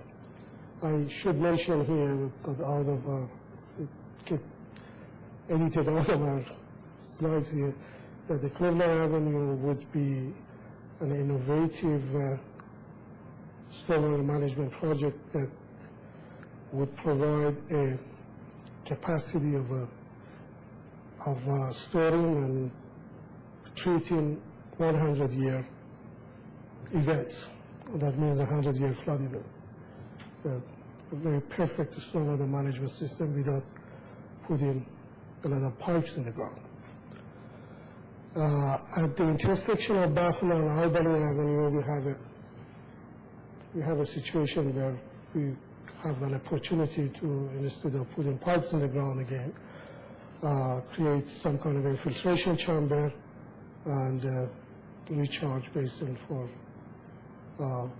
managing the stormwater there and adding to the quality. Linden Avenue, there is this big wall. I don't have any pictures here that is undergone a lot of distress over the years, and that's an opportunity also to think about probably creating some kind of filtration or treating the water before we send it down the Sligo, Linden Avenue off New Hampshire. Stream stabilization is something that we should actually put in on our default and try to do more of. There are lots of tributaries to the Sligo Creek that are undergoing erosion, and sediments are being carried away into the Sligo Creek.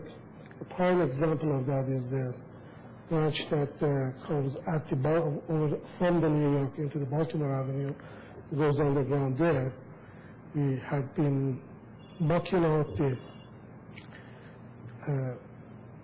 sediments there for a long time, and it's probably time to actually approach that problem by trying to stabilize the stream bed there. We also have to look in our own yard there and try to create some kind of filtration and detention facility to reduce the non-source pollution that we are creating and introducing to the stream, and that is something that is on a high priority list of things that we are intending to get to within the next fiscal year, hopefully. Thank you very much. That's all I had. And if there's any question, I'll be glad to answer that.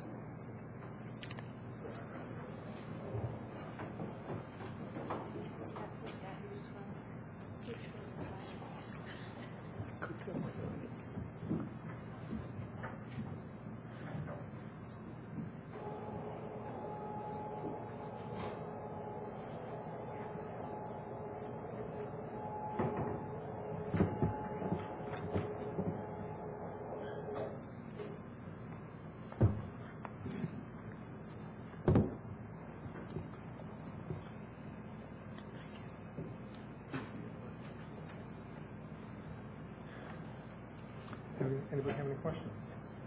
Doug and then John. This is a comment, and that is both of you should get yourself on the next MML conference to present just exactly what you're doing here.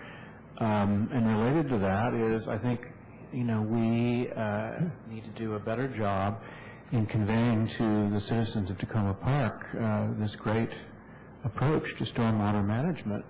And I think maybe the first thing that we could do, City Manager Matthews, is feature some of these little cases in the newsletter. I think each one of them is an extremely interesting case study, full of creativity and innovation. And I was fascinated by each one of them, and I think our residents would find similarly fascinating. And I just make that recommendation and congratulate you for the work. Josh? And Terry? I had two questions, and I do think it's incredibly innovative what you're doing, particularly because it strikes me that, and this is sort of my first question, that the cost of doing this versus the way traditional stormwater management is done is less expensive. Not only, I'm sure if you looked at it from when the water fell and hit the ground to it finally being in the stream and being treated and that sort of thing, it would be much less costly. But it seems it's probably even less costly for the city to do it this way than to be, as you discussed, digging up huge trenches and putting in massive cisterns and pipes and that sort of stuff. So I wanted to confirm that it is generally, probably not always, but generally probably a less costly approach than traditional stormwater management. Is that true?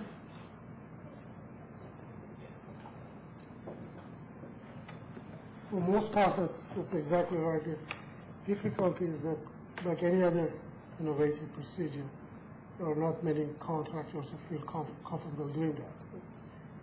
Part of the reason that we did the spring park was that we actually could not finish it with that kind of a budget that we had.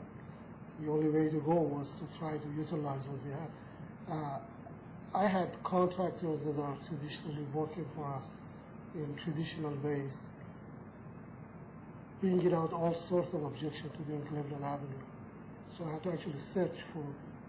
There is a company called Environmental Quality that I have on a contract now to do the second phase. But these folks are actually very familiar with this kind of innovative approach.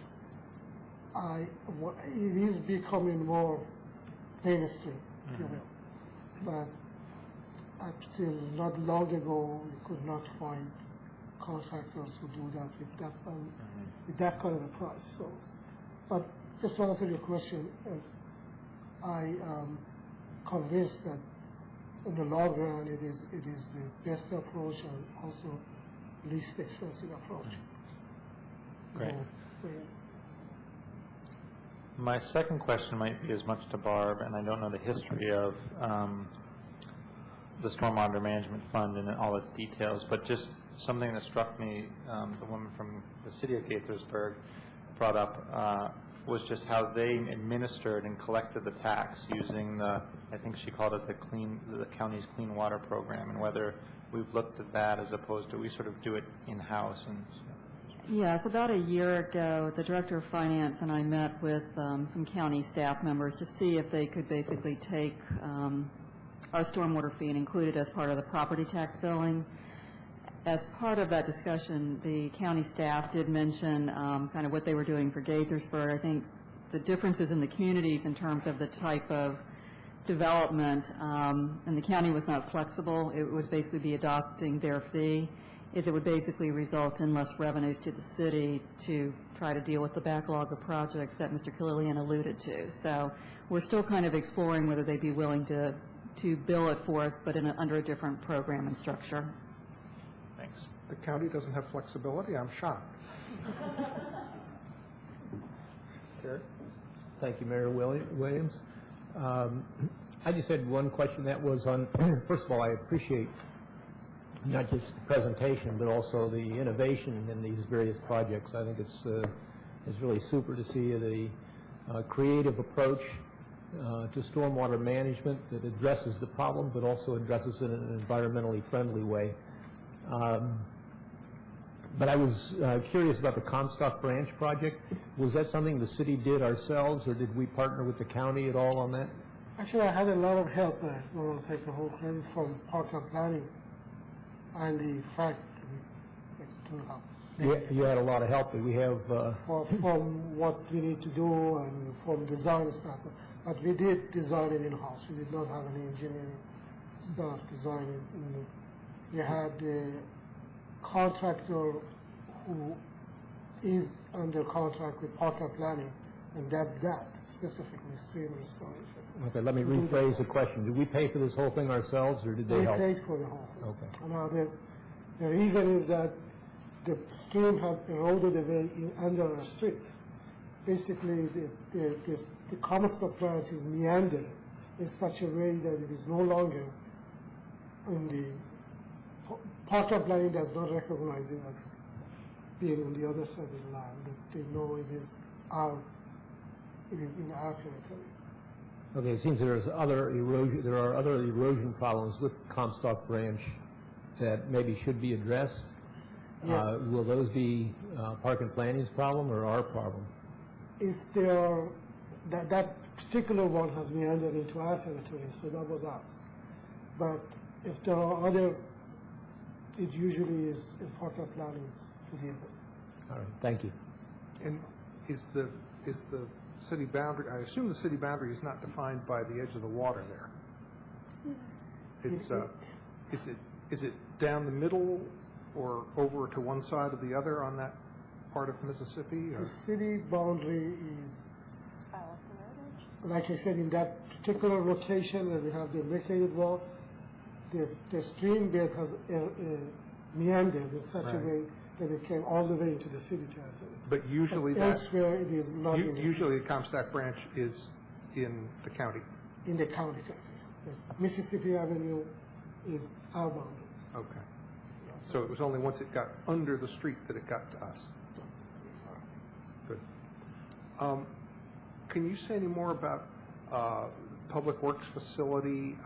You got into that a little bit there, and it reminded me also in concert with the Gaithersburg presentation about what they use on the streets for ice, and I know we have a new salt facility, and just a quick couple of words about any of the issues that remain at the Public Works facility. We have a runoff from our own yard. The trucks and everybody who parks there generally creates a lot of non-source pollution. We probably have a lot of that. And it goes over the banks toward the Maple Avenue, that apartment building. What we are planning on, and the location where we start on the leaves and the mulch is also another locational concept. There's also the facilities, the way we store like used oil or antifreeze, that could use a lot of improvement. Right. We were thinking of putting a couple of filters such as, say, septic tank type filter with filtration at the end of the Oswego Avenue and also on the inside the yard, just to get rid of some of the pollution that we're generating. That's non-source pollution. No specific discharge. Are we out of compliance on any of that?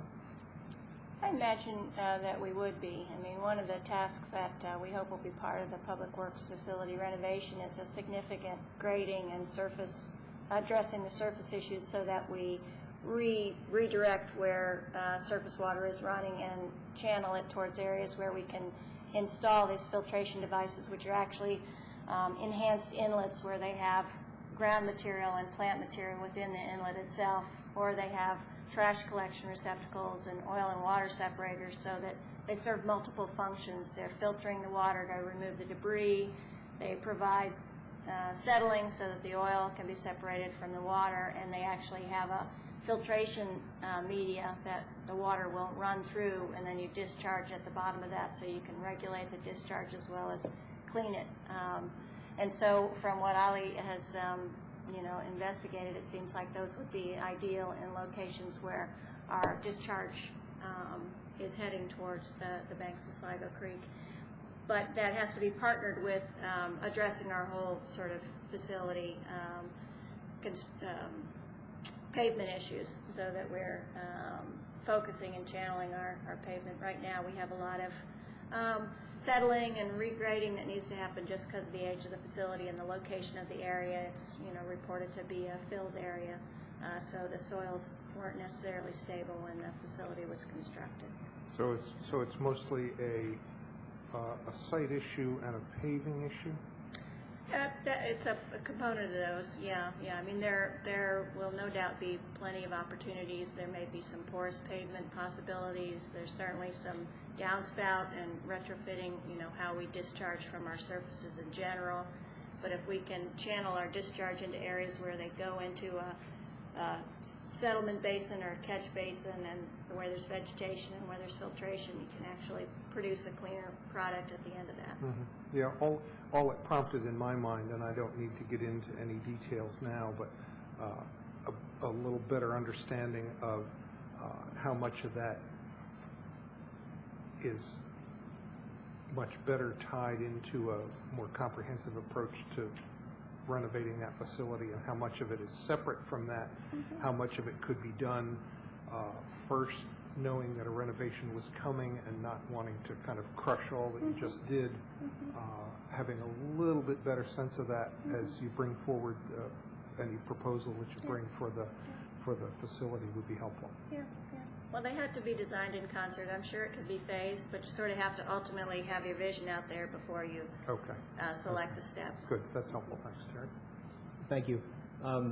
I didn't plan on bringing this up tonight, but since Mayor Williams has raised some of the questions with the Public Works facility, I think the neighborhood is increasingly feeling that Public Works is not a good neighbor and is concerned with many things such as the aroma of the mulch pile and the salt runoff from our salt pile, the noise from the trash trucks coming up and down the road, and their frequent concerns with the speed of the city vehicles. So at some point, and not necessarily tonight, I think that's an issue that this council should discuss, and whether or not that continues to be a good location for that facility, or whether we might want to see what there are other alternatives.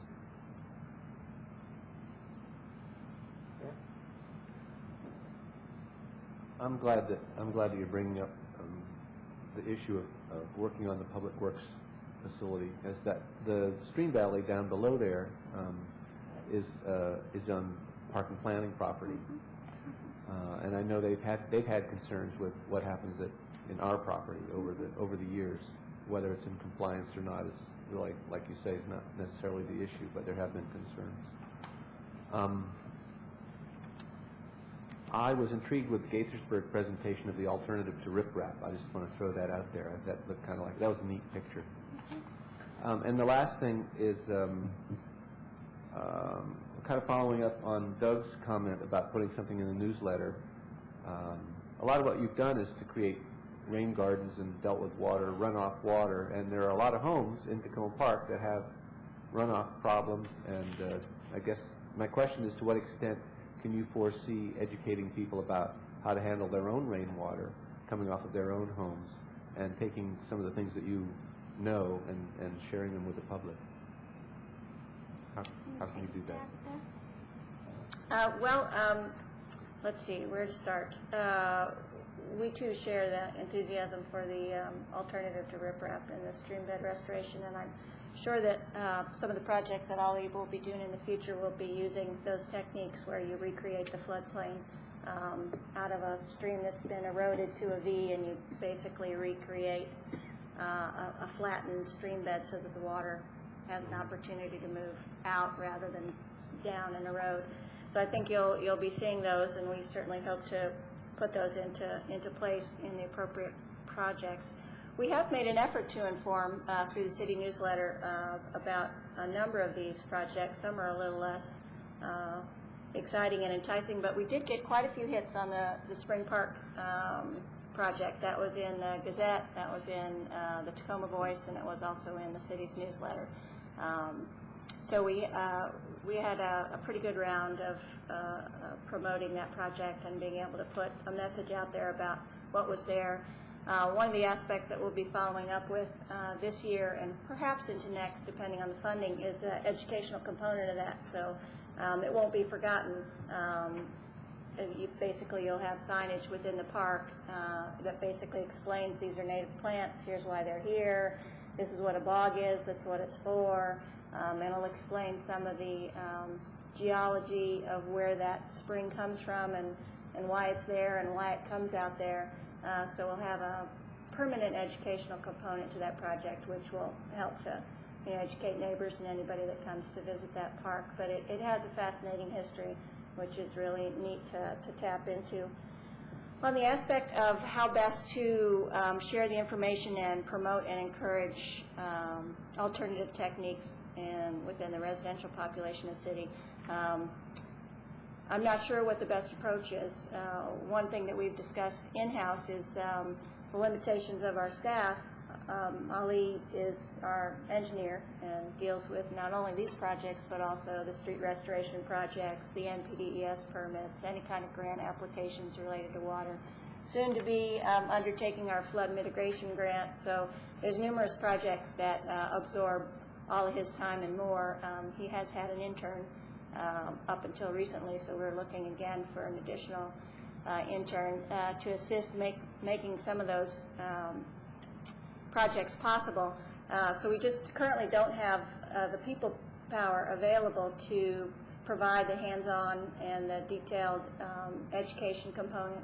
My understanding is that Montgomery County has an innovative program in that regard, and I think Catherine Tunis has spoken about that to the council in the past, the Rainscapes program. We have been in communication with Mio Curtis at the county level and have been exploring what opportunities might exist there. I think an ideal kind of partnership would include allowing city residents to get the information from the county that the county already has in place. You know, they already have their mechanism in place, all their publications, all their brochures, all their applications. They have the staff available to review anyone's application that wants to apply for doing some of these aspects in their own property.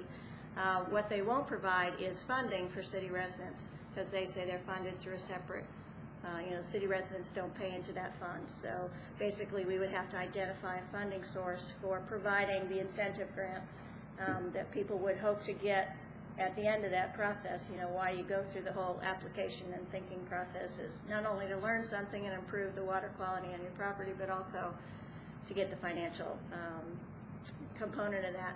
Well, maybe reducing mosquitoes would be enough to get people over the hump. Yeah. Well, we did, you may all recall, we did do quite a bit of, we used to offer, people would call and we'd go out and do a mosquito inspection on their property. And we did that for a number of years. It's a program that we could take a look at recreating it. Basically, we just got less and less calls over time. The fascinating thing about mosquitoes is basically, I think it's either 50 feet or 50 yards from your property.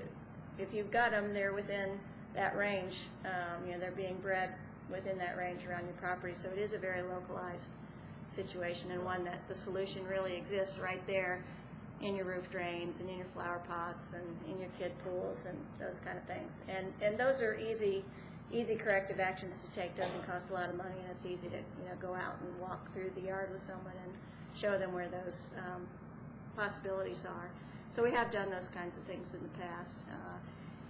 It's difficult to maintain a momentum that you would want to reach in terms of the numbers of people you'd actually want to get engaged and involved in that without, I can't envision it without either a partnership with an agency already providing that kind of resources or additional staffing that would enable us to, do that kind of one-on-one. Or the Committee on the Environment, right? You mentioned also the Citizen Committee, which is another way to, if they're up to speed on the issues. And can we use that as a segue to move to the next agenda item, which is the update from the Committee on the Environment? Anybody have anything else they have to press on this one? Thank you. Thank you and good day. Thank you very much. And so we're to the last item, the update from the Committee on the Environment. Catherine Tunis is here. I know that there are also some other members of the Committee on the Environment, other green folks in the room. There was another committee that started to meet, and maybe some folks from that one. So we can fill up the chairs here, and Catherine, go. I think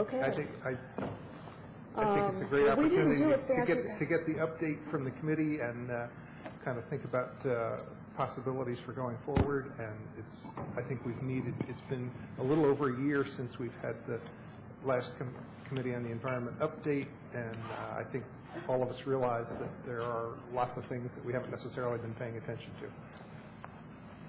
Right, well, we did not do a fancy PowerPoint. We have things just in plain text That's here. all right. Right? And we, because of the request that you had and because the limited time on the agenda tonight, we would like very much to see this as an introductory section where we sort of like throw some things out there, see what council is interested in, and then perhaps work towards those things. I think we would love to have some council members work with us. And also, excuse me, I don't think I'm going to lose my throat. And also to try to invite some other citizens to get more involved with the committee. I really think that as council shows interest in things, more citizens say, yes, we can do that, and then we can get a lot more done. Yeah. What's the status of the committee membership at this point? At this point, officially, we have 5 people, but one person I have not heard from in 6 months. There are 2 people who are having difficulties, or shall we say other pressures in their personal lives, and I have begged them to stay on board. So officially, really active, we've got Albert and me, and Barbara has been working with us for about the last 6 or 8 months or so, and is our resident nudge and may or may not become a committee member, but is very much involved. So it sounds like, to the extent that the council wants to pursue various things on environmental issues, we need to help recruit some new members for the Committee on the Absolutely. Environment. And we're not formal about that. I mean, if somebody wants to join the committee for a couple months to work on a project, we have projects that come up all the time, and we would love to have folks, even if they just can't make the 3-year commitment but want to do something right now, come, you can stay as long as you want. If you want to come to one meeting and then you decide it's not for you, that's fine. If you want to work on one project and that's it, that's fine. If you decide you want to stay and really want to become a member, that's great too. But we will take people and work with them in whatever way they're able to contribute. So we're happy to have them. On the agenda tonight, we put 3 things, because the mayor asked about climate change. He said that was going to be his top priority, one of his top priorities. We put that on there, a review of the local action plan from 2000 and where we might go for the future.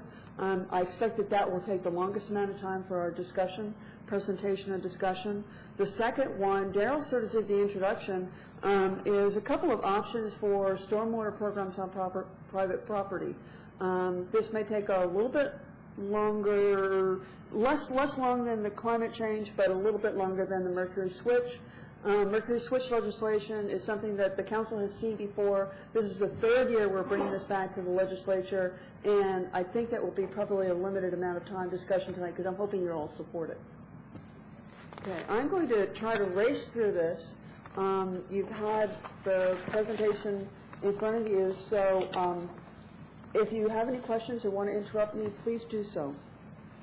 Okay, basically, we worked on this plan through the late 90s, and it was presented to council in early 2000.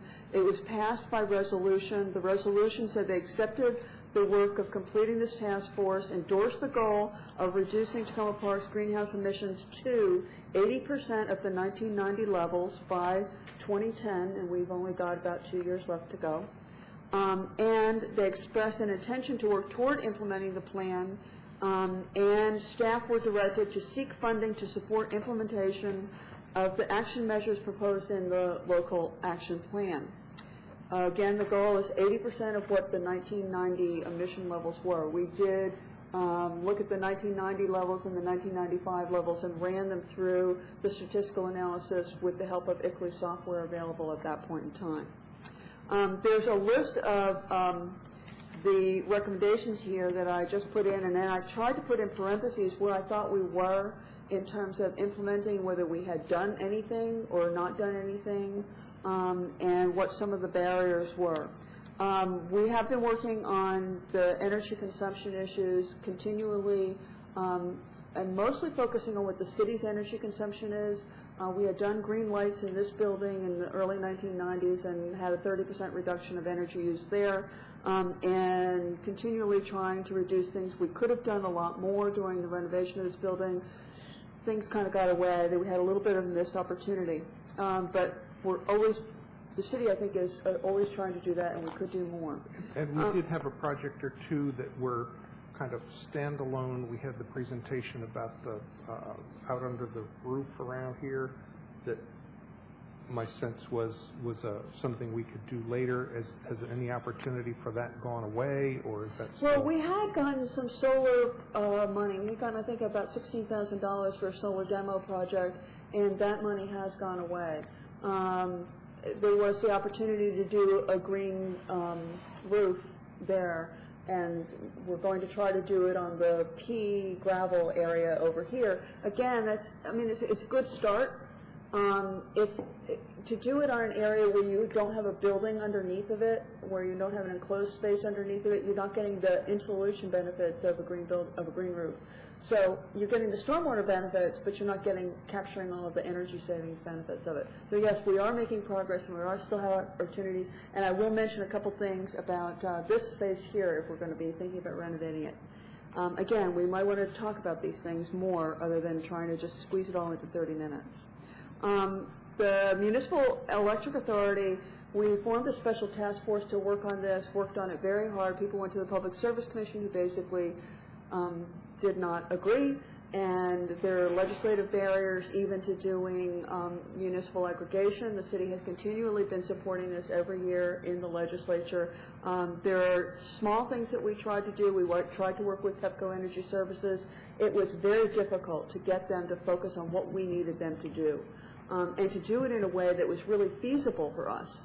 So that effort sort of didn't work, and people tried very hard and got tired and just decided to take a little bit of a breather. But Yeah, it's not an idea to be given up on. I think we may want to look back at that a little bit. And if I recall correctly, one of the big difficulties with that was people were much more willing to kind of try opt-in legislation, but didn't necessarily want to go to opt-out legislation, and that's what the municipalities were pushing for.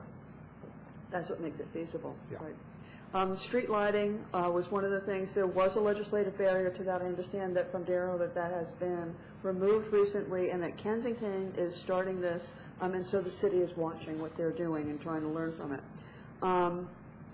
Shared energy savings for apartments and commercial and institutional buildings. Basically, this was to try to do a bunch of things like group purchasing and educating them to do green buildings and retrofits and that sort of stuff. We have done a low-key approach, basically talking to building owners whenever we see them. John Urciolo and Erwin Mack, I've had conversations with them over the years. There have been a number of things that we've tried to do. We do also have a meeting planned for Energy Star for small businesses and congregations. So any small businesses in the city or even outside the city, and any churches or schools and things associated with churches are welcome to come to that building. It will be right here in this room on March the 11th. The Energy Star for small business folks are coming from EPA to talk to us about that program. I think it's one of the best programs that EPA has as in terms of a voluntary program, and they provide technical assistance to businesses to actually improve their energy performance. Solar photovoltaics, we did apply for grants for schools and the community center. As I mentioned earlier, we did get $16K, but weren't able to use it. The Green Power Group Purchasing Program, I understand that there is a legislative barrier for that. One of the things that we had suggested under a number of things was to hire a coordinator, a climate change coordinator, to work on implementing various parts of this plan. This was something that did not happen. We have provided a number of articles for the newsletter over the years. We have done handouts at Arbor Day every year. So we do continually try to do public outreach. Again, it could have been more if we had been able to hire a coordinator. The revolving loan fund was to offer loans for people that would be paid back. That was not done. Group purchasing. We still hear that there's interest, citizen interest to do group purchasing of windows, refrigerators, things like that. It was not started. Efficiency upgrades at the building sale of transfer, which basically was one of the things that Erica talked about earlier, is to, and it's one of the county things, is to require an audit, which we wanted to require not just an audit, but upgrades, energy upgrades at sale of all houses and other buildings in the city. We did not do that. In the natural resources sector, we had continue to support the tree ordinance, tree planting, Arbor Day. We are continuing to do that. Again, that's something that we could do more on. Educating about tree selection, planting, maintenance. This is something we do articles in the newsletter. The arborist does articles in the newsletter. We could do more. I think that Todd did an absolutely excellent presentation to council last year on how much of the tree cover we're losing and how little the required planting is that's getting that back. I think that that's an issue that could be focused on more, and we could try to find some innovative ways to focus protection on the tree cover that we have, because that's doing a whole lot more than planting little babies, but also to do planting and that sort of thing. And if I recall, there was the issue fairly recently of the purchasing of the purchase of trees, and a lot of people kind of found out about it last minute. And if we're going to do that again, I think we need to kind of get the word out. I think a lot of people would like to participate in that. Yeah, I heard from a number of people who either just kind of got in under the wire or didn't find out soon enough, and we have a ready pool of people for the next iteration of that. I think you're right. Planting trees in the strips, median strips of New Hampshire Avenue and University Boulevard, we did not do this, and this was a real simple thing that could have been done and coordinated with State Highway. I still think we ought to do it, even though that we had the vision statement from last summer, which I think is a great thing to do, but it may be 5, 10, 15, 20 years before we can get that implemented. And in the meantime, those trees could be reducing ambient temperatures, which is, I think, a big benefit of trees, which we've quantified in our microclimate study. But the amount that was calculated in the action plan was very conservatively calculated as the carbon sink. In other words, turning carbon dioxide into wood. And that was the only benefit that we counted in the action plan. But we know from the microclimate study that the ambient temperatures, as well as the traffic calming benefits that we could get from something like that, would be worth doing. And I know it's done further up on New Hampshire Avenue. Build bioretention areas to plant trees to slow storm water. As you heard recently, the city is starting to do some of this. And Friends of Sligo has been really super, as well as us. I keep sending them these little emails I have for years, like from the Center for Watershed Protection on how to do things, so I'm really glad that they're starting on that. Permeable surfaces for streets and driveway, new construction, this has not been done. There's a lot of controversy in this in the area about whether it's effective or not, but there are still a lot of things that we could do to improve the permeability of our streets. I think some of the bump outs that we've done in certain areas helps. Every square foot helps. In some cases, when we've done these little bump outs or circles, we haven't really drilled down through the old pavement to make sure that that water gets down below into the groundwater. But we could do more. We may have a lot of help from WSSC as they replace all the water mains. We are getting a lot of water percolating from there. Larger tree boxes for new plantings. I'm not quite sure where we are on this. I think some areas on Carroll Avenue has not, and as a matter of fact, I've seen some areas of Carroll Avenue be paved over where there were like little tiny gardens in front of stores. They're not there anymore. In the waste sector, there's the pay-as-you-throw trash service. We did not do this. It was politically difficult, even though Public Works was very interested in doing that.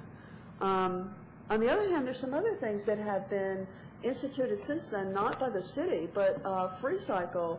FreeCycle.org is a great way for people to hand things out. I know in Tacoma Park, people put things out by the curb the night of the trash so that it sits there for a week so somebody who can use it will take it. That's one way of getting your things used rather than thrown out. But FreeCycle is actually posting things on a listserv where other people in the local area who could use that item will be able to come and get it. And even things like packing peanuts, people will come and take them. It's wonderful. Adopt and enforce the county business recycling ordinance in the city.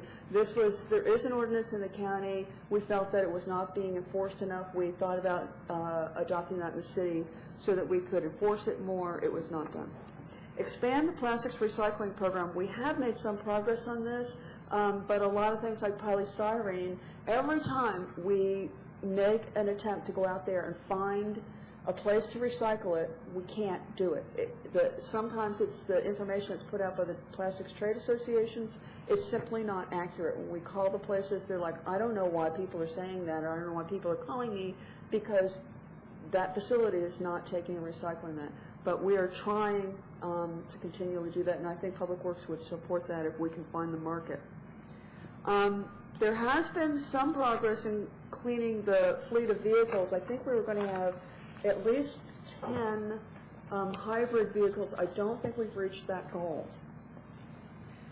Vehicle scrappage program, this was a program to try to get older vehicles off the road so people would be buying more energy efficient ones. That was not done. Promote alternative modes of transportation. Some of these things have been done, but I wonder if we could do more in that area. I don't know what kind of programs the city has about promoting people living close to where they work, or providing Metro cards. I get, I think, 100. Well, this month I think I get $105 or $10. I think next month I get $115 to go to work on the Metro. And every federal employee gets that if they spend that much on the public transportation. Improving transit information. The city did, through one of the committees, I think it was public safety, do a bus map, which is really excellent. And I think it would be useful to have that map sort of as a standalone thing that could be a poster or something, because as I recall, there was a lot of other information connected to a booklet, but that may be something that could be it was very useful. And WMATA is also trying very slowly to provide additional information about buses. Bicycle and pedestrian facilities, we always think about pedestrians when there's ever new development. There's always a balance between the impervious surfaces and pedestrian friendly.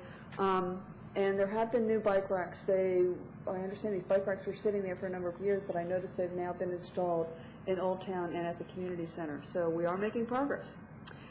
Outside of the plan, we have a number of other accomplishments, a long list here. We did sign the mayor's agreement in March of '07. We did do the sustainable building guidelines. We passed them in '99 and revised them in 2001. And I will say that they are only guidelines, they're not rules, and they are completely complementary to the county's green building law. And so that's something we can talk about.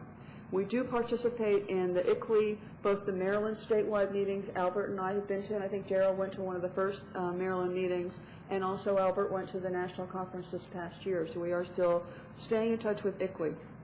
The microclimate weather study, it demonstrated, we had 2 electronic weather stations, one in Langley Park, there used to be a police trailer there, and one in a tree backyard, and we were finding 12 to 15 degrees difference in the ambient temperatures during a typical summer afternoon, and 2 to 3 degrees difference at night.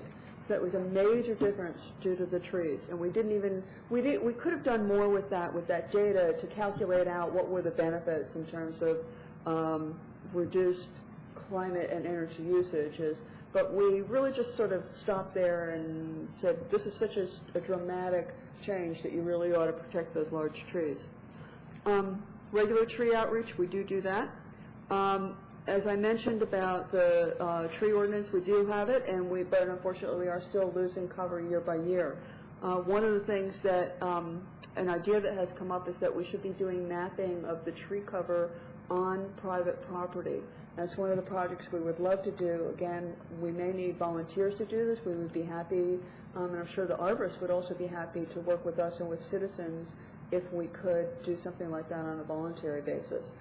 The city's responsible for the street trees, but the trees on private land contribute to the urban forest, and the law is really designed to protect the urban forest.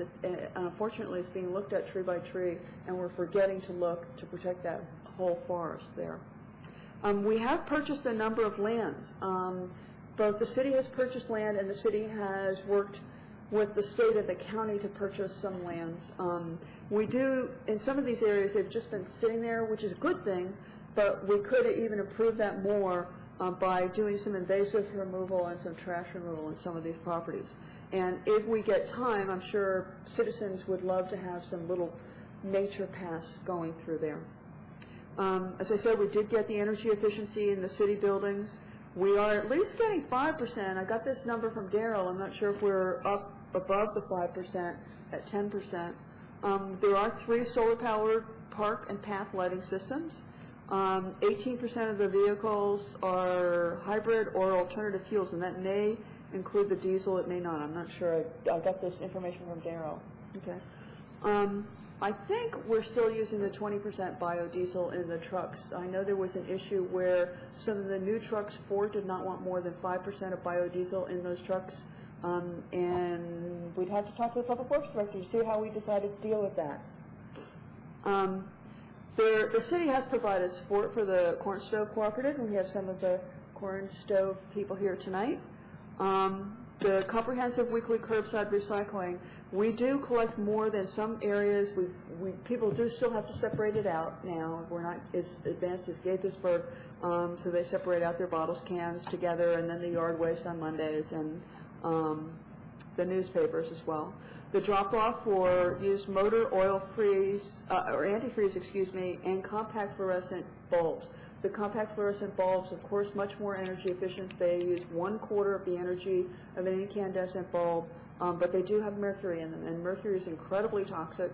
And so it's really important that all fluorescent bulbs, both the compact ones and the tubes, are managed properly, and the city can collect the compact fluorescents at Public Works. The tubes still should be going to your household hazardous waste day. And is it right that batteries no longer have stuff in them that require recycling? Newly manufactured batteries that change the formula, there's less. But we are still collecting batteries because a lot of people like me have the older ones. And that battery recycling is here or at Public Works? It's at a red can right outside in the lobby here. I remembered it, but I hadn't seen it lately. I just put stuff in it a couple weeks ago. It's near the cell phone recycling bin? I'm sorry? Is it near the cell phone recycling bin? I think it's in the lobby right out here. I just was trying to highlight the fact we also recycle cell phones. And I put my old cell phone in that one too. We do the annual Arbor Day event. Typically 400 to 600 trees get adopted every year. The composting of leaves and picking up leaves, which is a service that everybody loves. And people can also get the nuclear-free mulch in the spring. As I mentioned, the rain gardens that the city spoke about a little bit earlier. We have done an annual rain barrel workshop. I would suspect that we probably have at least 100 barrels around the city. I've got 2 at my house from these workshops, and we would love to do another one. We would love a volunteer to come and organize this. We know how to do it. We won't let you fail, but I can't do everything myself. So if somebody would love to volunteer to organize that, we will help. Annual collection of used electronics. This is done by contract by Public Works. The stormwater fee, which basically means people can't do the stormwater as a tax. It's so that the facilities that are non-profit are still paying for this fee. Annual cleaning of the sewer system, about 1/3 per year. Working toward the green roof, as we mentioned earlier. Watching the Kensington progress on the streetlight purchase, and we will again be having that Energy Star for Small Business and Congregations workshop on the 11th of March, right here in this building. The barriers, I just listened to them, they're the standard ones. We don't have enough time, we don't have enough money, we don't have enough people. There are, for some of them, legislative or organizational issues. But we're always thinking about this stuff, and we have another whole page of proposed new actions. And I think we wanted to take a sort of a fresh look at this, okay? And it's not a comprehensive look, and it's not basically a brain dump or a brainstorm. Some of these things have been a bit sorted out by feasibility, but there are a number of things that we can continue to do. Some of them are going to be very low-hanging fruit and easy things to do. Conserving energy, I mean, one of the things we could do is that I notice is every time I come in this building, I am hot. And a lot of the kids who are here are in short sleeves.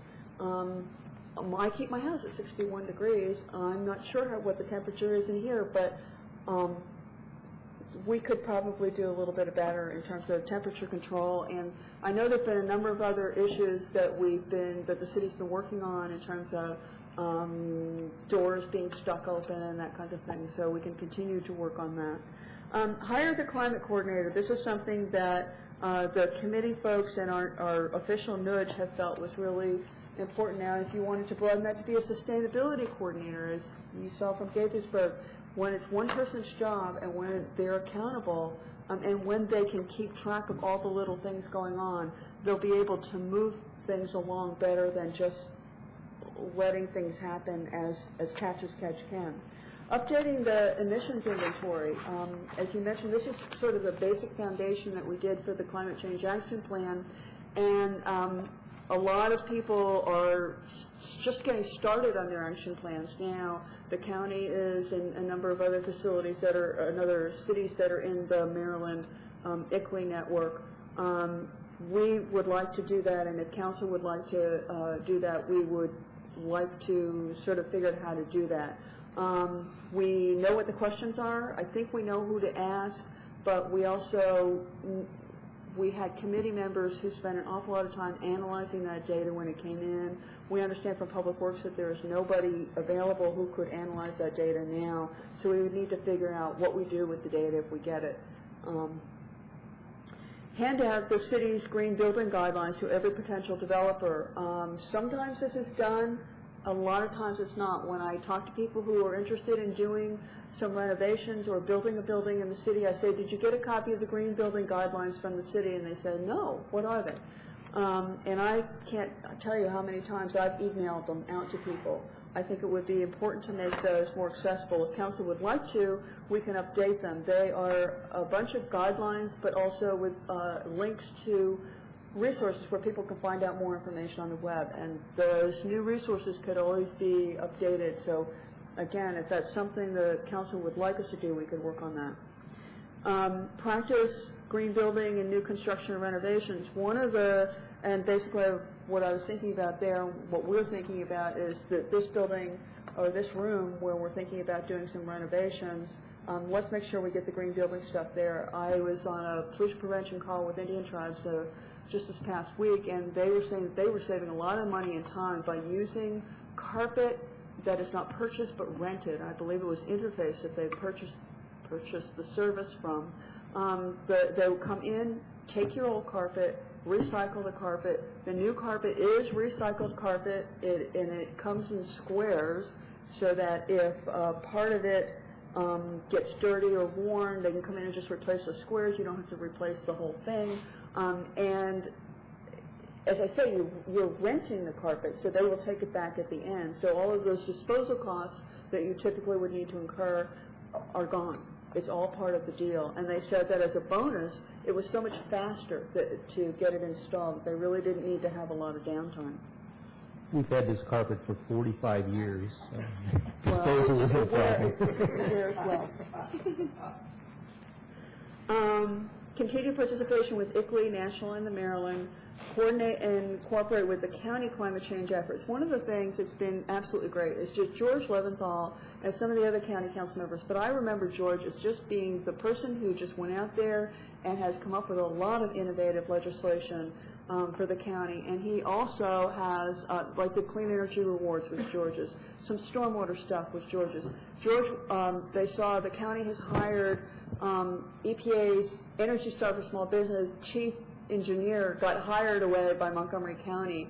It's Eric Hoffman. He's a great guy, and so I think we're working with him on a number of things. And if you look down at that footnote at the bottom, you'll see a lot of the new legislative proposals that would be absolutely terrific. So I think one of the things we do need to do is to build more partnerships with the county and see how we can build on what they're doing and just get the benefits from that. Again, the governor, when O'Malley came in, he established a climate committee, and it would seem that some of the things that we may want to do, if we want to do redevelopment on New Hampshire Avenue, if we need, permission from State Highway to plant trees, anything, there may be some funding from the state, I don't know. But they're making those connections with the state and asking that committee to help us with specific things would be very useful. I mentioned it to the governor on the 6th of January, so hopefully among the millions of other things he hears, that will have stuck in his brain. Explore expansion of the county green building requirements. Now, as I understand, the county's green building requirements, if I'm remembering correctly, I haven't looked at them in about a year and a half, but we did look at them, and we did look at them and compare them with our green building guidelines to make sure that there was no, not going to be any clashes, and they really do complement each other perfectly. The county's requirements is that any building greater than 10,000 square feet, and again, it's been a while since I looked at this, must meet LEED certified, must be LEED certified, which is the U.S. Green Building Council, Leadership for Energy, whatever, environmental design. It must be LEED certified. And if it's a county building, which is defined as 30% county funded, it must be LEED silver. So, or better. And one of the things we thought about is this something that Tacoma Park would want to look at, where we want something a little bit stronger? And if we wanted something more green building requirements in Tacoma Park than the county has, we should build that along the structure of the county requirements, but we would also need agreement from permitting services that they would actually implement for building in Tacoma Park, implement our requirements. And because how it works is when you come in with a building design, it must meet these certain LEED levels in terms of the design, or you won't get your building permit. And then when you come in for your occupancy, you won't get that unless it actually has met the requirements. But if we want to go beyond the county's requirements, say if we wanted to have any non-residential building 5,000 square feet and over to meet those requirements, we would have to have permitting services agree to enforce that in Tacoma Park.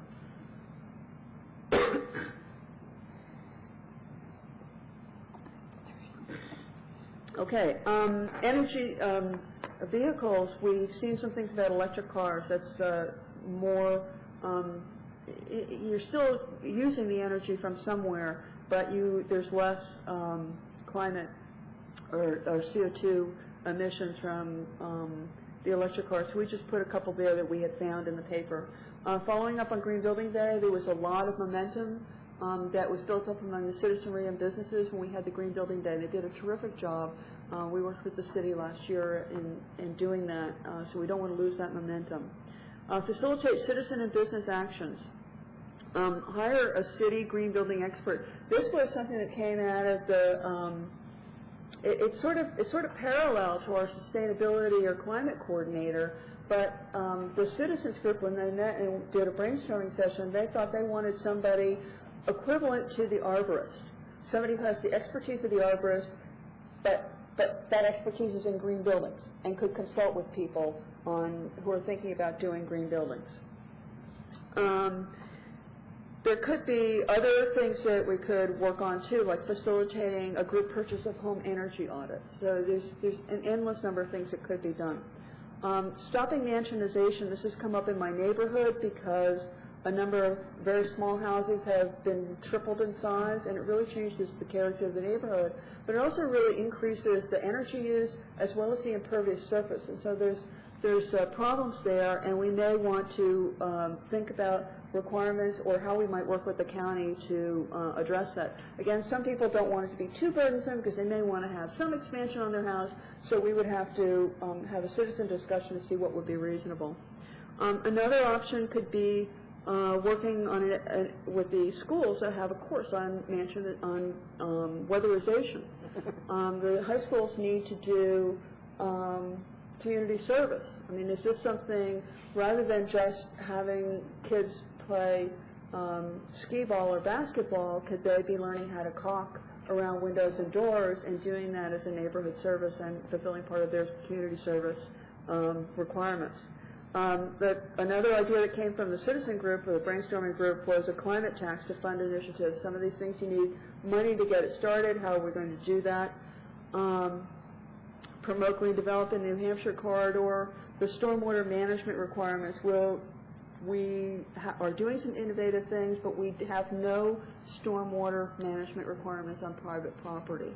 Right now, somebody can go in and pave over their property, and it's not a good thing. Conduct a tree inventory on private property, we mentioned that earlier, and then re-examine that municipal energy authority. The Public Service Commission, from what I understand, has been completely reconstituted and may be more open to this. We are still working on the legislation, and there may be, as part of that, we wanted to do energy audits and efficiency for citizens, that they could pay for the efficiency out of their energy bills. And there may be other parts in the original plan that we may want to take a look at and try again. And then the idea of updating the local action plan with the resources we have now, it seems like a daunting task, but that is something that ECLI recommends, is that it's a cycle, that the plan, you go out and you implement it, and then you remeasure where you've been, and then re-evaluate your plan. So we put it on the list. And can I suggest maybe that we get to your points about various questions or requests or what the council might want to do. We've got the other details on these remaining pieces because it's getting late, and I think we want to get to those questions and also hear from Satyavant for a few minutes and turn to the questions. Well, then we'll skip over it because people can read it, and if they have any questions, they can ask us via email. But we would love to just see a team of council members to work on this, and what are the kinds of things that you would like to pursue, what kind of priorities you would like to see, where are the barriers that you see, which are the first ones you want to start on, and how do we proceed? I think that we could meet with a team of, say, 2 or 3 council members who may want to work on this. Maybe some people would want to work on different parts of it. But whatever, we would love to. We want to know what council wants, because it's hard for us to move forward if it's not something that the council is not going to want to implement. Terry, did you have a question? Thank you. I think you struck right at the point that I wanted to make. And first of all, I'd like to explain where I'm coming from. I think the way the council has interacted with committees, the Committee on the Environment only being one of our committees, has not been real good. It hasn't been good from my perspective as a council member, and it hasn't been good, I don't think, from committee members' perspectives, because it's, I feel we haven't given clear direction to what we expect from committees, and I think that's been to the detriment of working on a committee. I really appreciate the list of things that you provided to us tonight, and I don't mean to, in what I say after this of what I really expect, I don't mean to criticize what you've done, because I realize, it's been a long time since you've been in here. You've provided a long list of things that we have done, and that's one of the issues I have is this is what we as a city have done, not what you as a committee have done. And so I find it a little difficult to sort out, well, what is it that you've done, and what has Public Works done, and what has the county done, or, what are the accomplishments other than that we have done it, and it's good to see. I mean, it was a nice comparison to what we heard from the Gaithersburg presentation earlier. But I think what would be most helpful for me as a council member in dealing with an advisory committee is for us to agree and negotiate what are the goals for some short-term period of time, so that you're not trying to do everything from rain barrels to electric cars to everything else on this list at the same time, with 2 very active members and 5 total members working together. I think it's I think what we really need to do is to set 3 or 5 goals and a time frame of when we would see those things accomplished, and then report back on a regular periodic basis, maybe quarterly at this point, to say how are we doing, what can the council do to help you, have you hit an impasse to where maybe we should switch to a different goal? But I would find that personally more beneficial than letting you go off for a year or 2 and then come back and every now and then come for some issue. I think it would be, if I was on the committee, I think I would find it more helpful to have one or two things to work on, that we could do get some accomplishments, get it done. We could use that as a way to bring in other interested people to work on those tasks with specific goal. And that's not to say that if there was an opportunity that comes up to work on something else, that you couldn't do that, but there would still be those specific goals that we're trying to accomplish. So in light of that, my suggestion would be, and this is, the council that has to decide on how we do this, but my suggestion would be that the committee comes back to this council a month from now with a list of 3 to 5 goals that you think you could accomplish in the next year, and kind of what kind of things you would schedule you would think would be appropriate for those items. I'd just like to ask what level of support is council prepared to supply, if any, in the way of interns or financial support or I think that would be, staff and maybe that would be one of the things that we would have to look at when you talk about the goals, and be prepared to talk about what kind of resources you think are needed.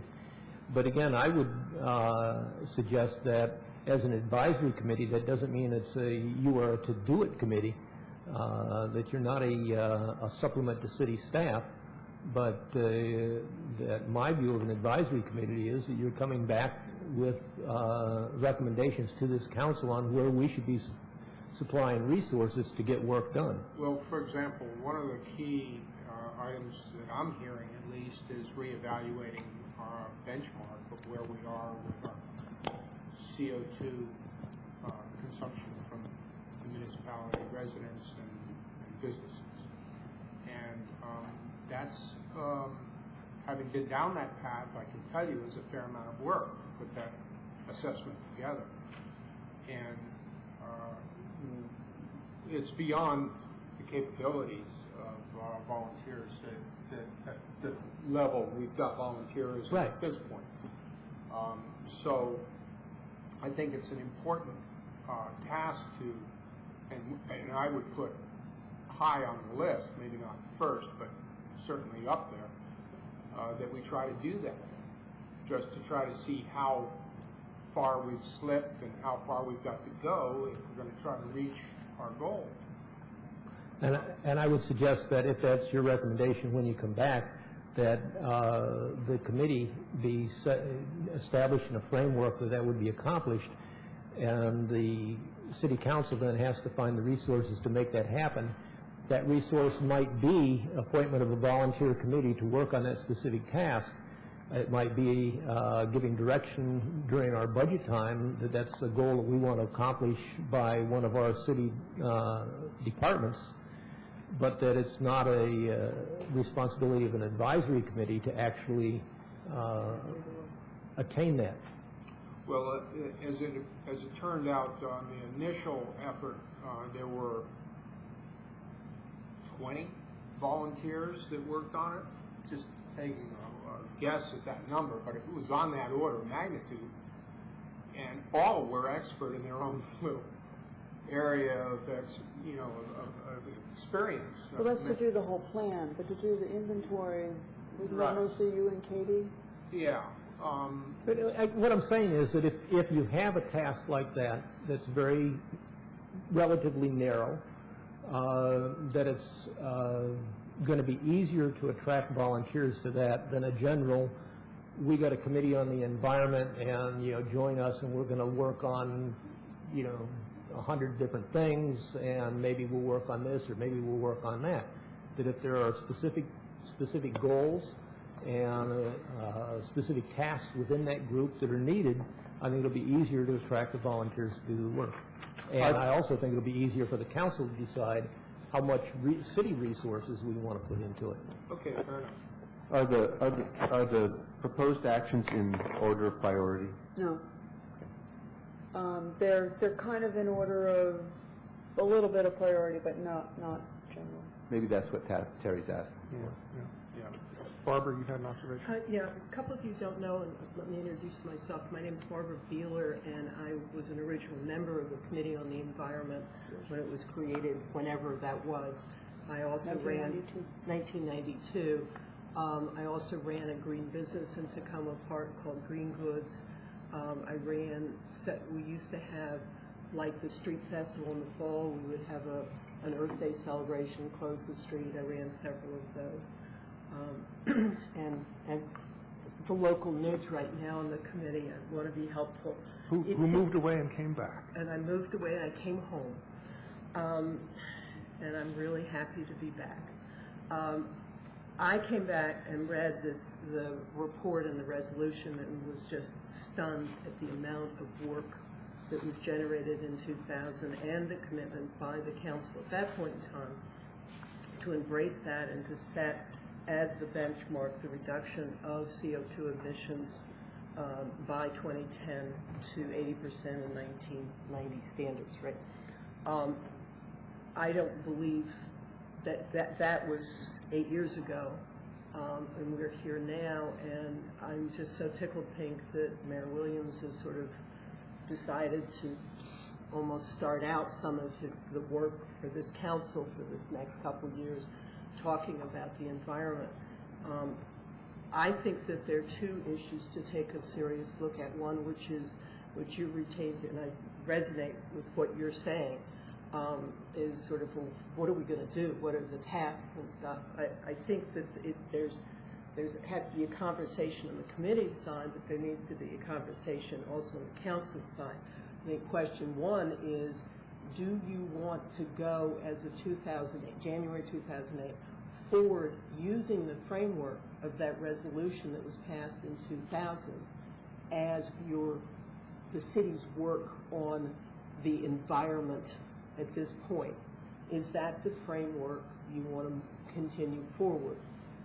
And if so, there are a lot of things that fall out of that and tasks that need to be done in 2 years to meet the goals set out in that resolution. And that has budget implications, it has staffing implications. We've heard from Gaithersburg the necessity of having really a key person in the city manager's office to do environmental issues. Or are we really now, with understanding the context really changing in terms of resources available at the county level, at the state level, in the business sector with green architects living in the city, there's things are very different now than there were, 8 years ago. And is the framework you want to have perhaps sustainability? And so it's even more broader than the emissions reduction kinds of issues. I think out of all of that question, which I'd urge for you to discuss when you're having your retreat, the other issue very much is to take a quick look, don't get at the charge that created the committee in 2005. It is really everything, including the kitchen sink, and as you can see, that's what we've been doing. This is the group that, among everything, that's charged with the West Nile virus. I would really like to see, and perhaps that's an exercise, is to take a look at the Gaithersburg document and take a look at our document and maybe rework some of that as a part of creating maybe a dialogue.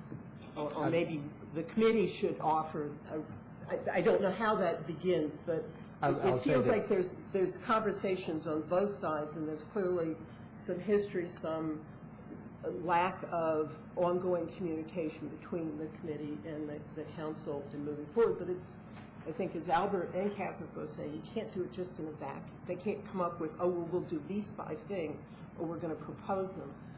And quite frankly, it's urgent.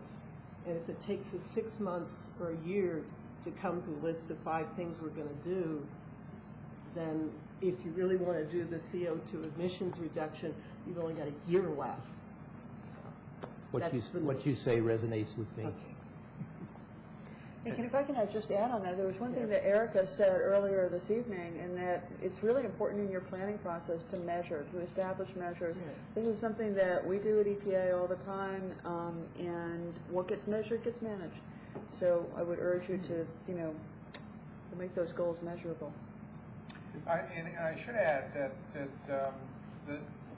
within the municipality's framework or corporate framework, the data is there. Daryl's been diligent about maintaining those records, and that data is available and there. Where you get into the fog, if you will, of uncertainty is what does 20912 look like? And extracting that information from the utilities, at least the last time, was a challenge at best. I don't know. Maybe it's going to be a walk in the park today. Maybe it's just 3 phone calls. Maybe you can. The county, I know, has been trying to get information at the county level, and COG as well, and COG too. And maybe this is maybe I've got this wrong. Maybe it's not going to be that difficult. It would certainly help if there Some were, of the tasks on your list are that difficult, whether that be the one or not. Some of the well, things. it's an unknown really at this point. I just know it was difficult initially, but it sure would help if the Public Utilities Commission would mandate, or the state legislature would mandate the utilities to have to cooperate with yielding information. That's aggregate information, not customer information. I'm talking about commercial accounts versus residential accounts in 20912. I don't need to know what each individual customer uses. I just need to know aggregate what it looks like. And from that, then you can generate your CO2 emissions profile.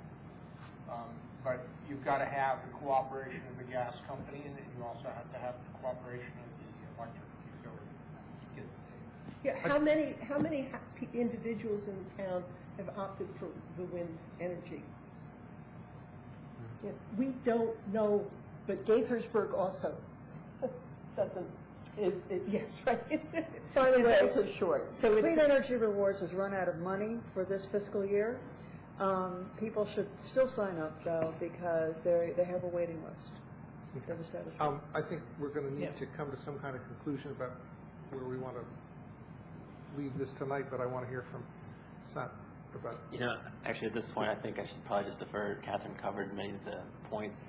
I tried to have a prioritized, simple list, but another page of similar things I think is just more information than we can do tonight. But if you can, I guess I'll share the thoughts. I think we should, if we have some time that I can defer for to continue. What does the council want to do? I mean, if we come up with goals with a new staff person in mind, it's different than if we come up with goals on a volunteer committee basis. So, a city staff person is, the biggest question in my mind. Does our city staff of 170 compared to 248 in Gaithersburg deserve at least one full-time environmental person? And, I don't know how many nickels you've gotten for every committee who asked for a new staff person, but I think that's the point. Is if that's a priority, there needs to be a staff person as a priority. The only 3 kind of green building specific things, I think, like the Committee on the Environment and the Action Plan is the big picture, and the green building program is, okay, what are the couple things like Terry mentioned, what are the specific projects we can get specific programs or volunteers working on a short-term basis? I think the greening of this renovation is one thing, greening of the larger building in a retrofit sense is another, and this individual stormwater management. So those 3 things, I think, is what we've got some energy and involvement from our ad hoc committee of. You want to say a few words about that? Oh, I'm sorry. We met in December, 20 people, and a number of other people couldn't make it, and we're having some follow-up meetings and ad hoc question and answer session on how to do a green renovation at your house, and would like to explore the residential energy audit, discount mentoring program that Dan has mentioned. So the focus of the group is on green building, green renovation? and that's the cohesive nature of it, but it could be residential, commercial, it could be advocating for stuff at the city level. I'd hope to involve renters in some way that didn't make them feel excluded just because they didn't own a home. But, yeah. As I understand, if I can elaborate a little bit, I think the group was intended to be kind of an organic citizens group where people could provide support and information of what they learned on their projects and what they know is available, where they can find it, that sort of thing. And SAW has established a Yahoo Groups, and perhaps you can tell me the name of it or tell the public the name of it so they could sign up. It's TP-Green Building at Yahoo Groups. But, TP-Green Building at yahoogroups.com. Yeah, I mean, I see partly we're going to do our own thing, and partly I'd love to respond to city council priorities and the environment actions and the greenhouse gas emissions particularly, and find out how any project on a homeowner or building scale can be applied. And, you know, as I said, I think we're eagerly awaiting, you know, this council retreat, and, you know, are we going to try to budget some staff to this, or are we going to try to do it on a more grassroots level, and what kind of support there is from the council. And if I can just point out that the council priorities session is in this room. So and the public's invited. So it's not a retreat in the retreat sense of we're off somewhere having the discussion. We're here having the discussion. In a public meeting. So. I'd also like to just add that there's as far as on the landscape that's new, that wasn't there 8 years ago, there's an organization that has skyrocketed to infamy called CCAN. And this Chesapeake Climate Action Network has, what's the staff, 38 now? 20. With 27 last week? I mean, it's just unbelievable. And Mike Tidwell's on national television pretty regularly. And so maybe there's some opportunities, or the potential at least for some opportunities for some synergy there in trying to get some of the young blood, if you will, from that organization involved in trying to take on some of these challenges. Of the dozens and dozens of activities that I've heard tonight and the acronyms, I like your 3, or at least the number 3. I don't know if those are the right 3 things that we should be pursuing, but I think it's doable. And I think, you know, the one principle, there should be 2, in my view. One is that whatever we do be actionable, affordable, and measurable. And the second principle be that we take into account the city staff recommendations and the best thinking that the city staff has to complement what the committee develops. Because the things that you have mentioned tonight involve capital budget and procurement, public education, public works, economic development and housing, lobbying, coordinating with other governments, municipal code issues, and grant writing and management. Literally, you know, hundreds of components, thousands of possible activities affecting every part of the city government, and we just simply cannot do all that is needed and necessary. Even the reduction of CO2 could constitute literally thousands of individual programs and individual tasks. So I guess what I'd like to see is some consensus on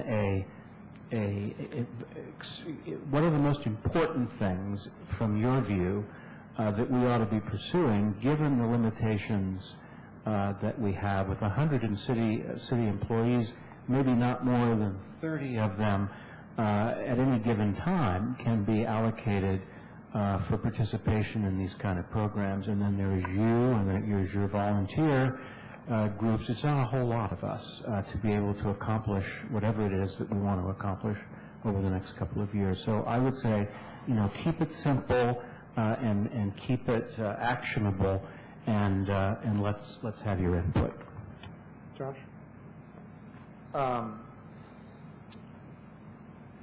You know, for me, it's critically important that we focus. And I realize that that requires the council first to provide to some degree, the area of focus. So I think that on the 31st, we will figure out what within the environment environmental issues we want to focus on. I think if you look back and reviewed the tapes from the campaign, everyone up here mentioned the environment as a critical issue that the city needs to think about.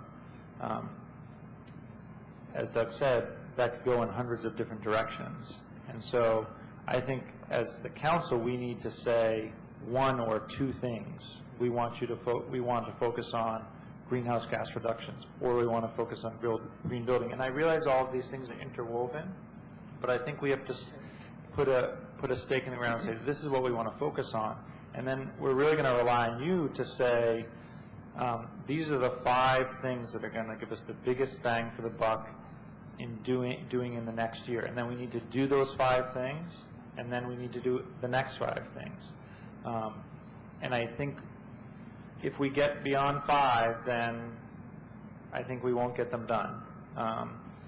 And I'm also a big fan of Terry's idea that we do it based on quarterly updates, so that there's a frequent give and take and a back and forth. I do have a question also that I would like to hear your perspective on, related to the number of members we have on the committee and the difficulty in recruiting. I personally think that if we can give the focus, it'll actually help in membership recruitment, because we'll be able to say, this is what we're trying to do, can you come help us do X, Y, and Z specifically? But I would like to hear from you all, because we've never had numbers on this, but I'm sure we're sort of close to the highest per capita owner of Priuses in the country. That would be a good statistic to know, too. Yeah, and just in going out and talking to people in the community, how many people care about and mention the environment. The number of Friends of Sligo Creek that we have is impressive. So there's a disconnect there for me in terms of what people care about and the number of people we have on the committee. There's a couple things in terms of people are interested and want to make the right choices in their lives, and so there's an opportunity to leverage a lot of people's opportunities by doing public education on a number of things and on a regular basis. There's a difference between Friends of Sligo Creek, where one basically signs up and is on a listserv and may show up for an event if they want to, versus having to come every month and having basically a second job. And so that's a difficult thing for people to commit for, a number of years to do this. But it does really help. We've had people come to committee meetings and talk to us about joining, and they're like, well, wait a minute, you think council doesn't really want to hear this? But if council wants us to focus on things, and if we come to joint goals that work together, I think people will be right there. Whether they're there as members or there as adjuncts, resource people, we're happy to have them. I think there's a new opportunity to have great productivity. Okay. Thank you.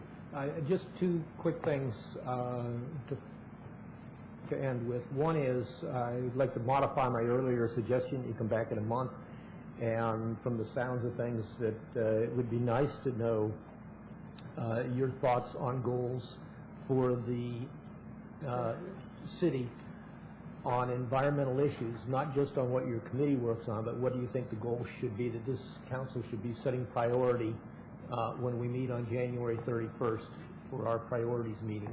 It's a public meeting. You can present them at that time, or you can send them to us in emails.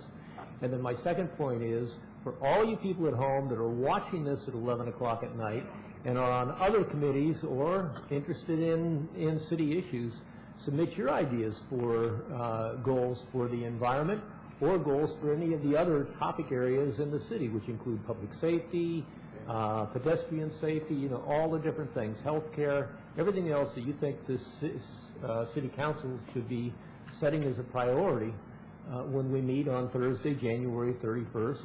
Send them to us in emails, call us on the phone, or come down here for that meeting.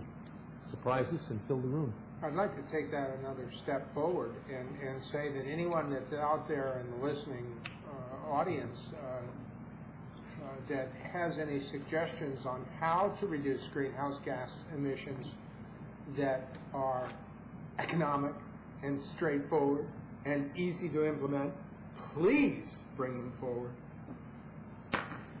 And if I can modify Terry's request and say it would be most helpful if we got input before the 31st, because I envision it as a work session where we're talking about priorities, and if we're going to hear from a bunch of people, I'm not sure we're going to get very far on that evening. So to the extent that we can have the input, public comments. we do. But to the extent that we get it beforehand, that would be very helpful. And Can I jump to stormwater? Can we quickly cover these? first, Dan. I think that your job is to do, I think your job is to do research for us. And I think your priorities are clear. Your 3 proposed actions, I think you put them at 1, 2, 3 at the top. Conserve energy, number 1. I think that's what you said. Hire a climate coordinator. That makes a lot of sense, particularly given Gaithersburg's experience and my perception of what they've been able to do there, and update the inventory.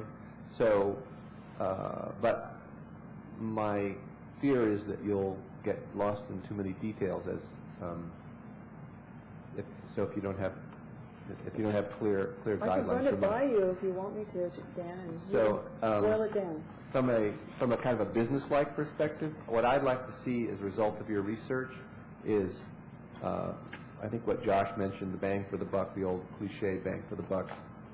How do we get the most people to conserve energy the most with the least effort?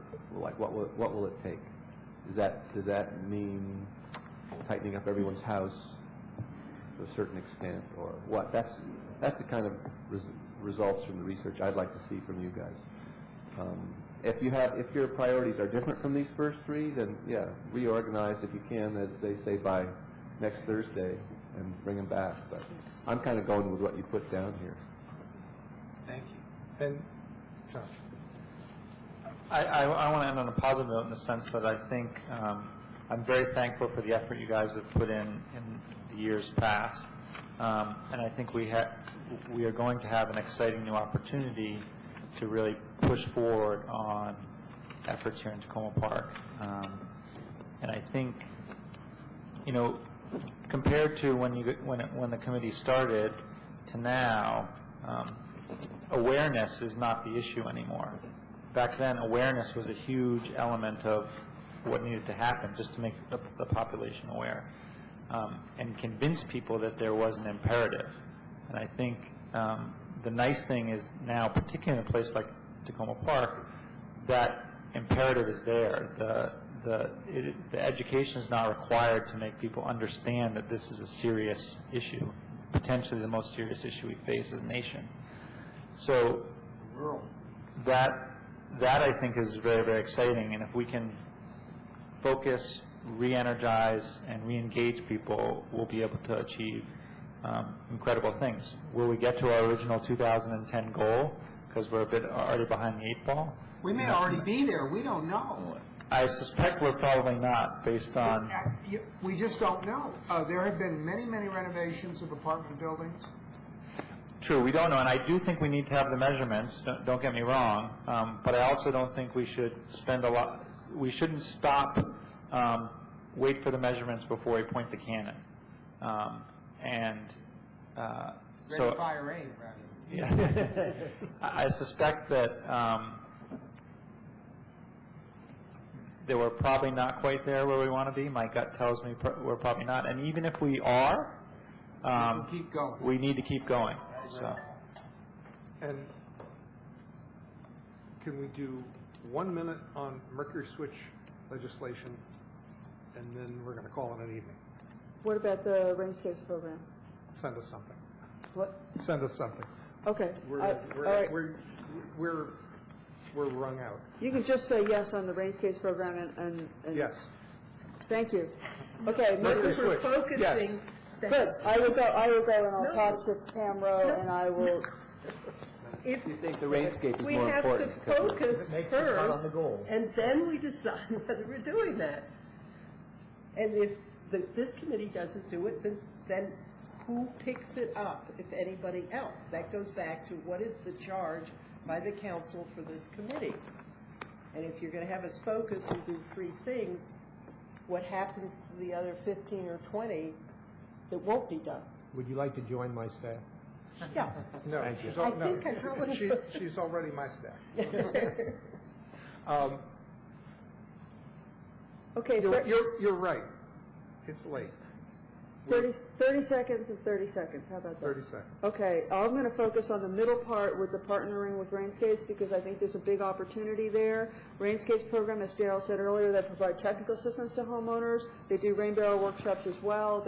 They do training for landscape contractors so that they've got a list of people who know how to work on your property. They do county funds to homeowner grants. I have given you a short thing there, and then also their application, which is attached to your packet, will tell you exactly how much of a rebate they give to each homeowner for each property and for each activity. The other thing that they're starting this year is what they call a targeted home neighborhood approach, where they will take a neighborhood where they've got properties that are having the stormwater running from one property to another, talk to the property owners, ask them to get involved. If they all agree, they will hire a contractor to go in and do the retrofits on the properties, a trained contractor. So the big thing is, does council wish to pursue one or both of these approaches, and then how much money would you like to allocate from stormwater funds to do this? And I think we need an MOU. Would you like us, or would you like to direct city staff to pursue doing that, drafting that? Okay, we'll see. Yes? Our climate coordinator will weigh in on this. All right, we'll discuss that via email. Right. Mercury switches. We have Mercury switches are in older vehicles before 2003. At the end of their life cycle, they go, when the cars get squashed and melted into new steel, if the mercury switches are not removed, the mercury gets into the air, gets into the water, gets into the fish, it bioaccumulates, is extremely toxic, and we've had a bill there to require removal from mercury switches. The auto manufacturers must pay the auto recyclers to get the switches out an appropriate incentive. And we are thinking of raising that bounty to $5 from $3. There is a national voluntary program. The national voluntary program is not doing the job. The auto manufacturer has gone in there for the last few years and said, we don't need this because there's a voluntary program. We're doing this voluntarily out of the goodness of our hearts. They are not. We're halfway through that voluntary program, and in Maryland they have gotten about 4% of the switches out in the past year. That's not enough. The switches are going to be there and in the waste stream for the next 20 or 30 years. We need legislation. I hope council will support it. Tom Hucker is sponsor on the House side. Thank you. Okay. We're adjourned. Thank you. Thank you.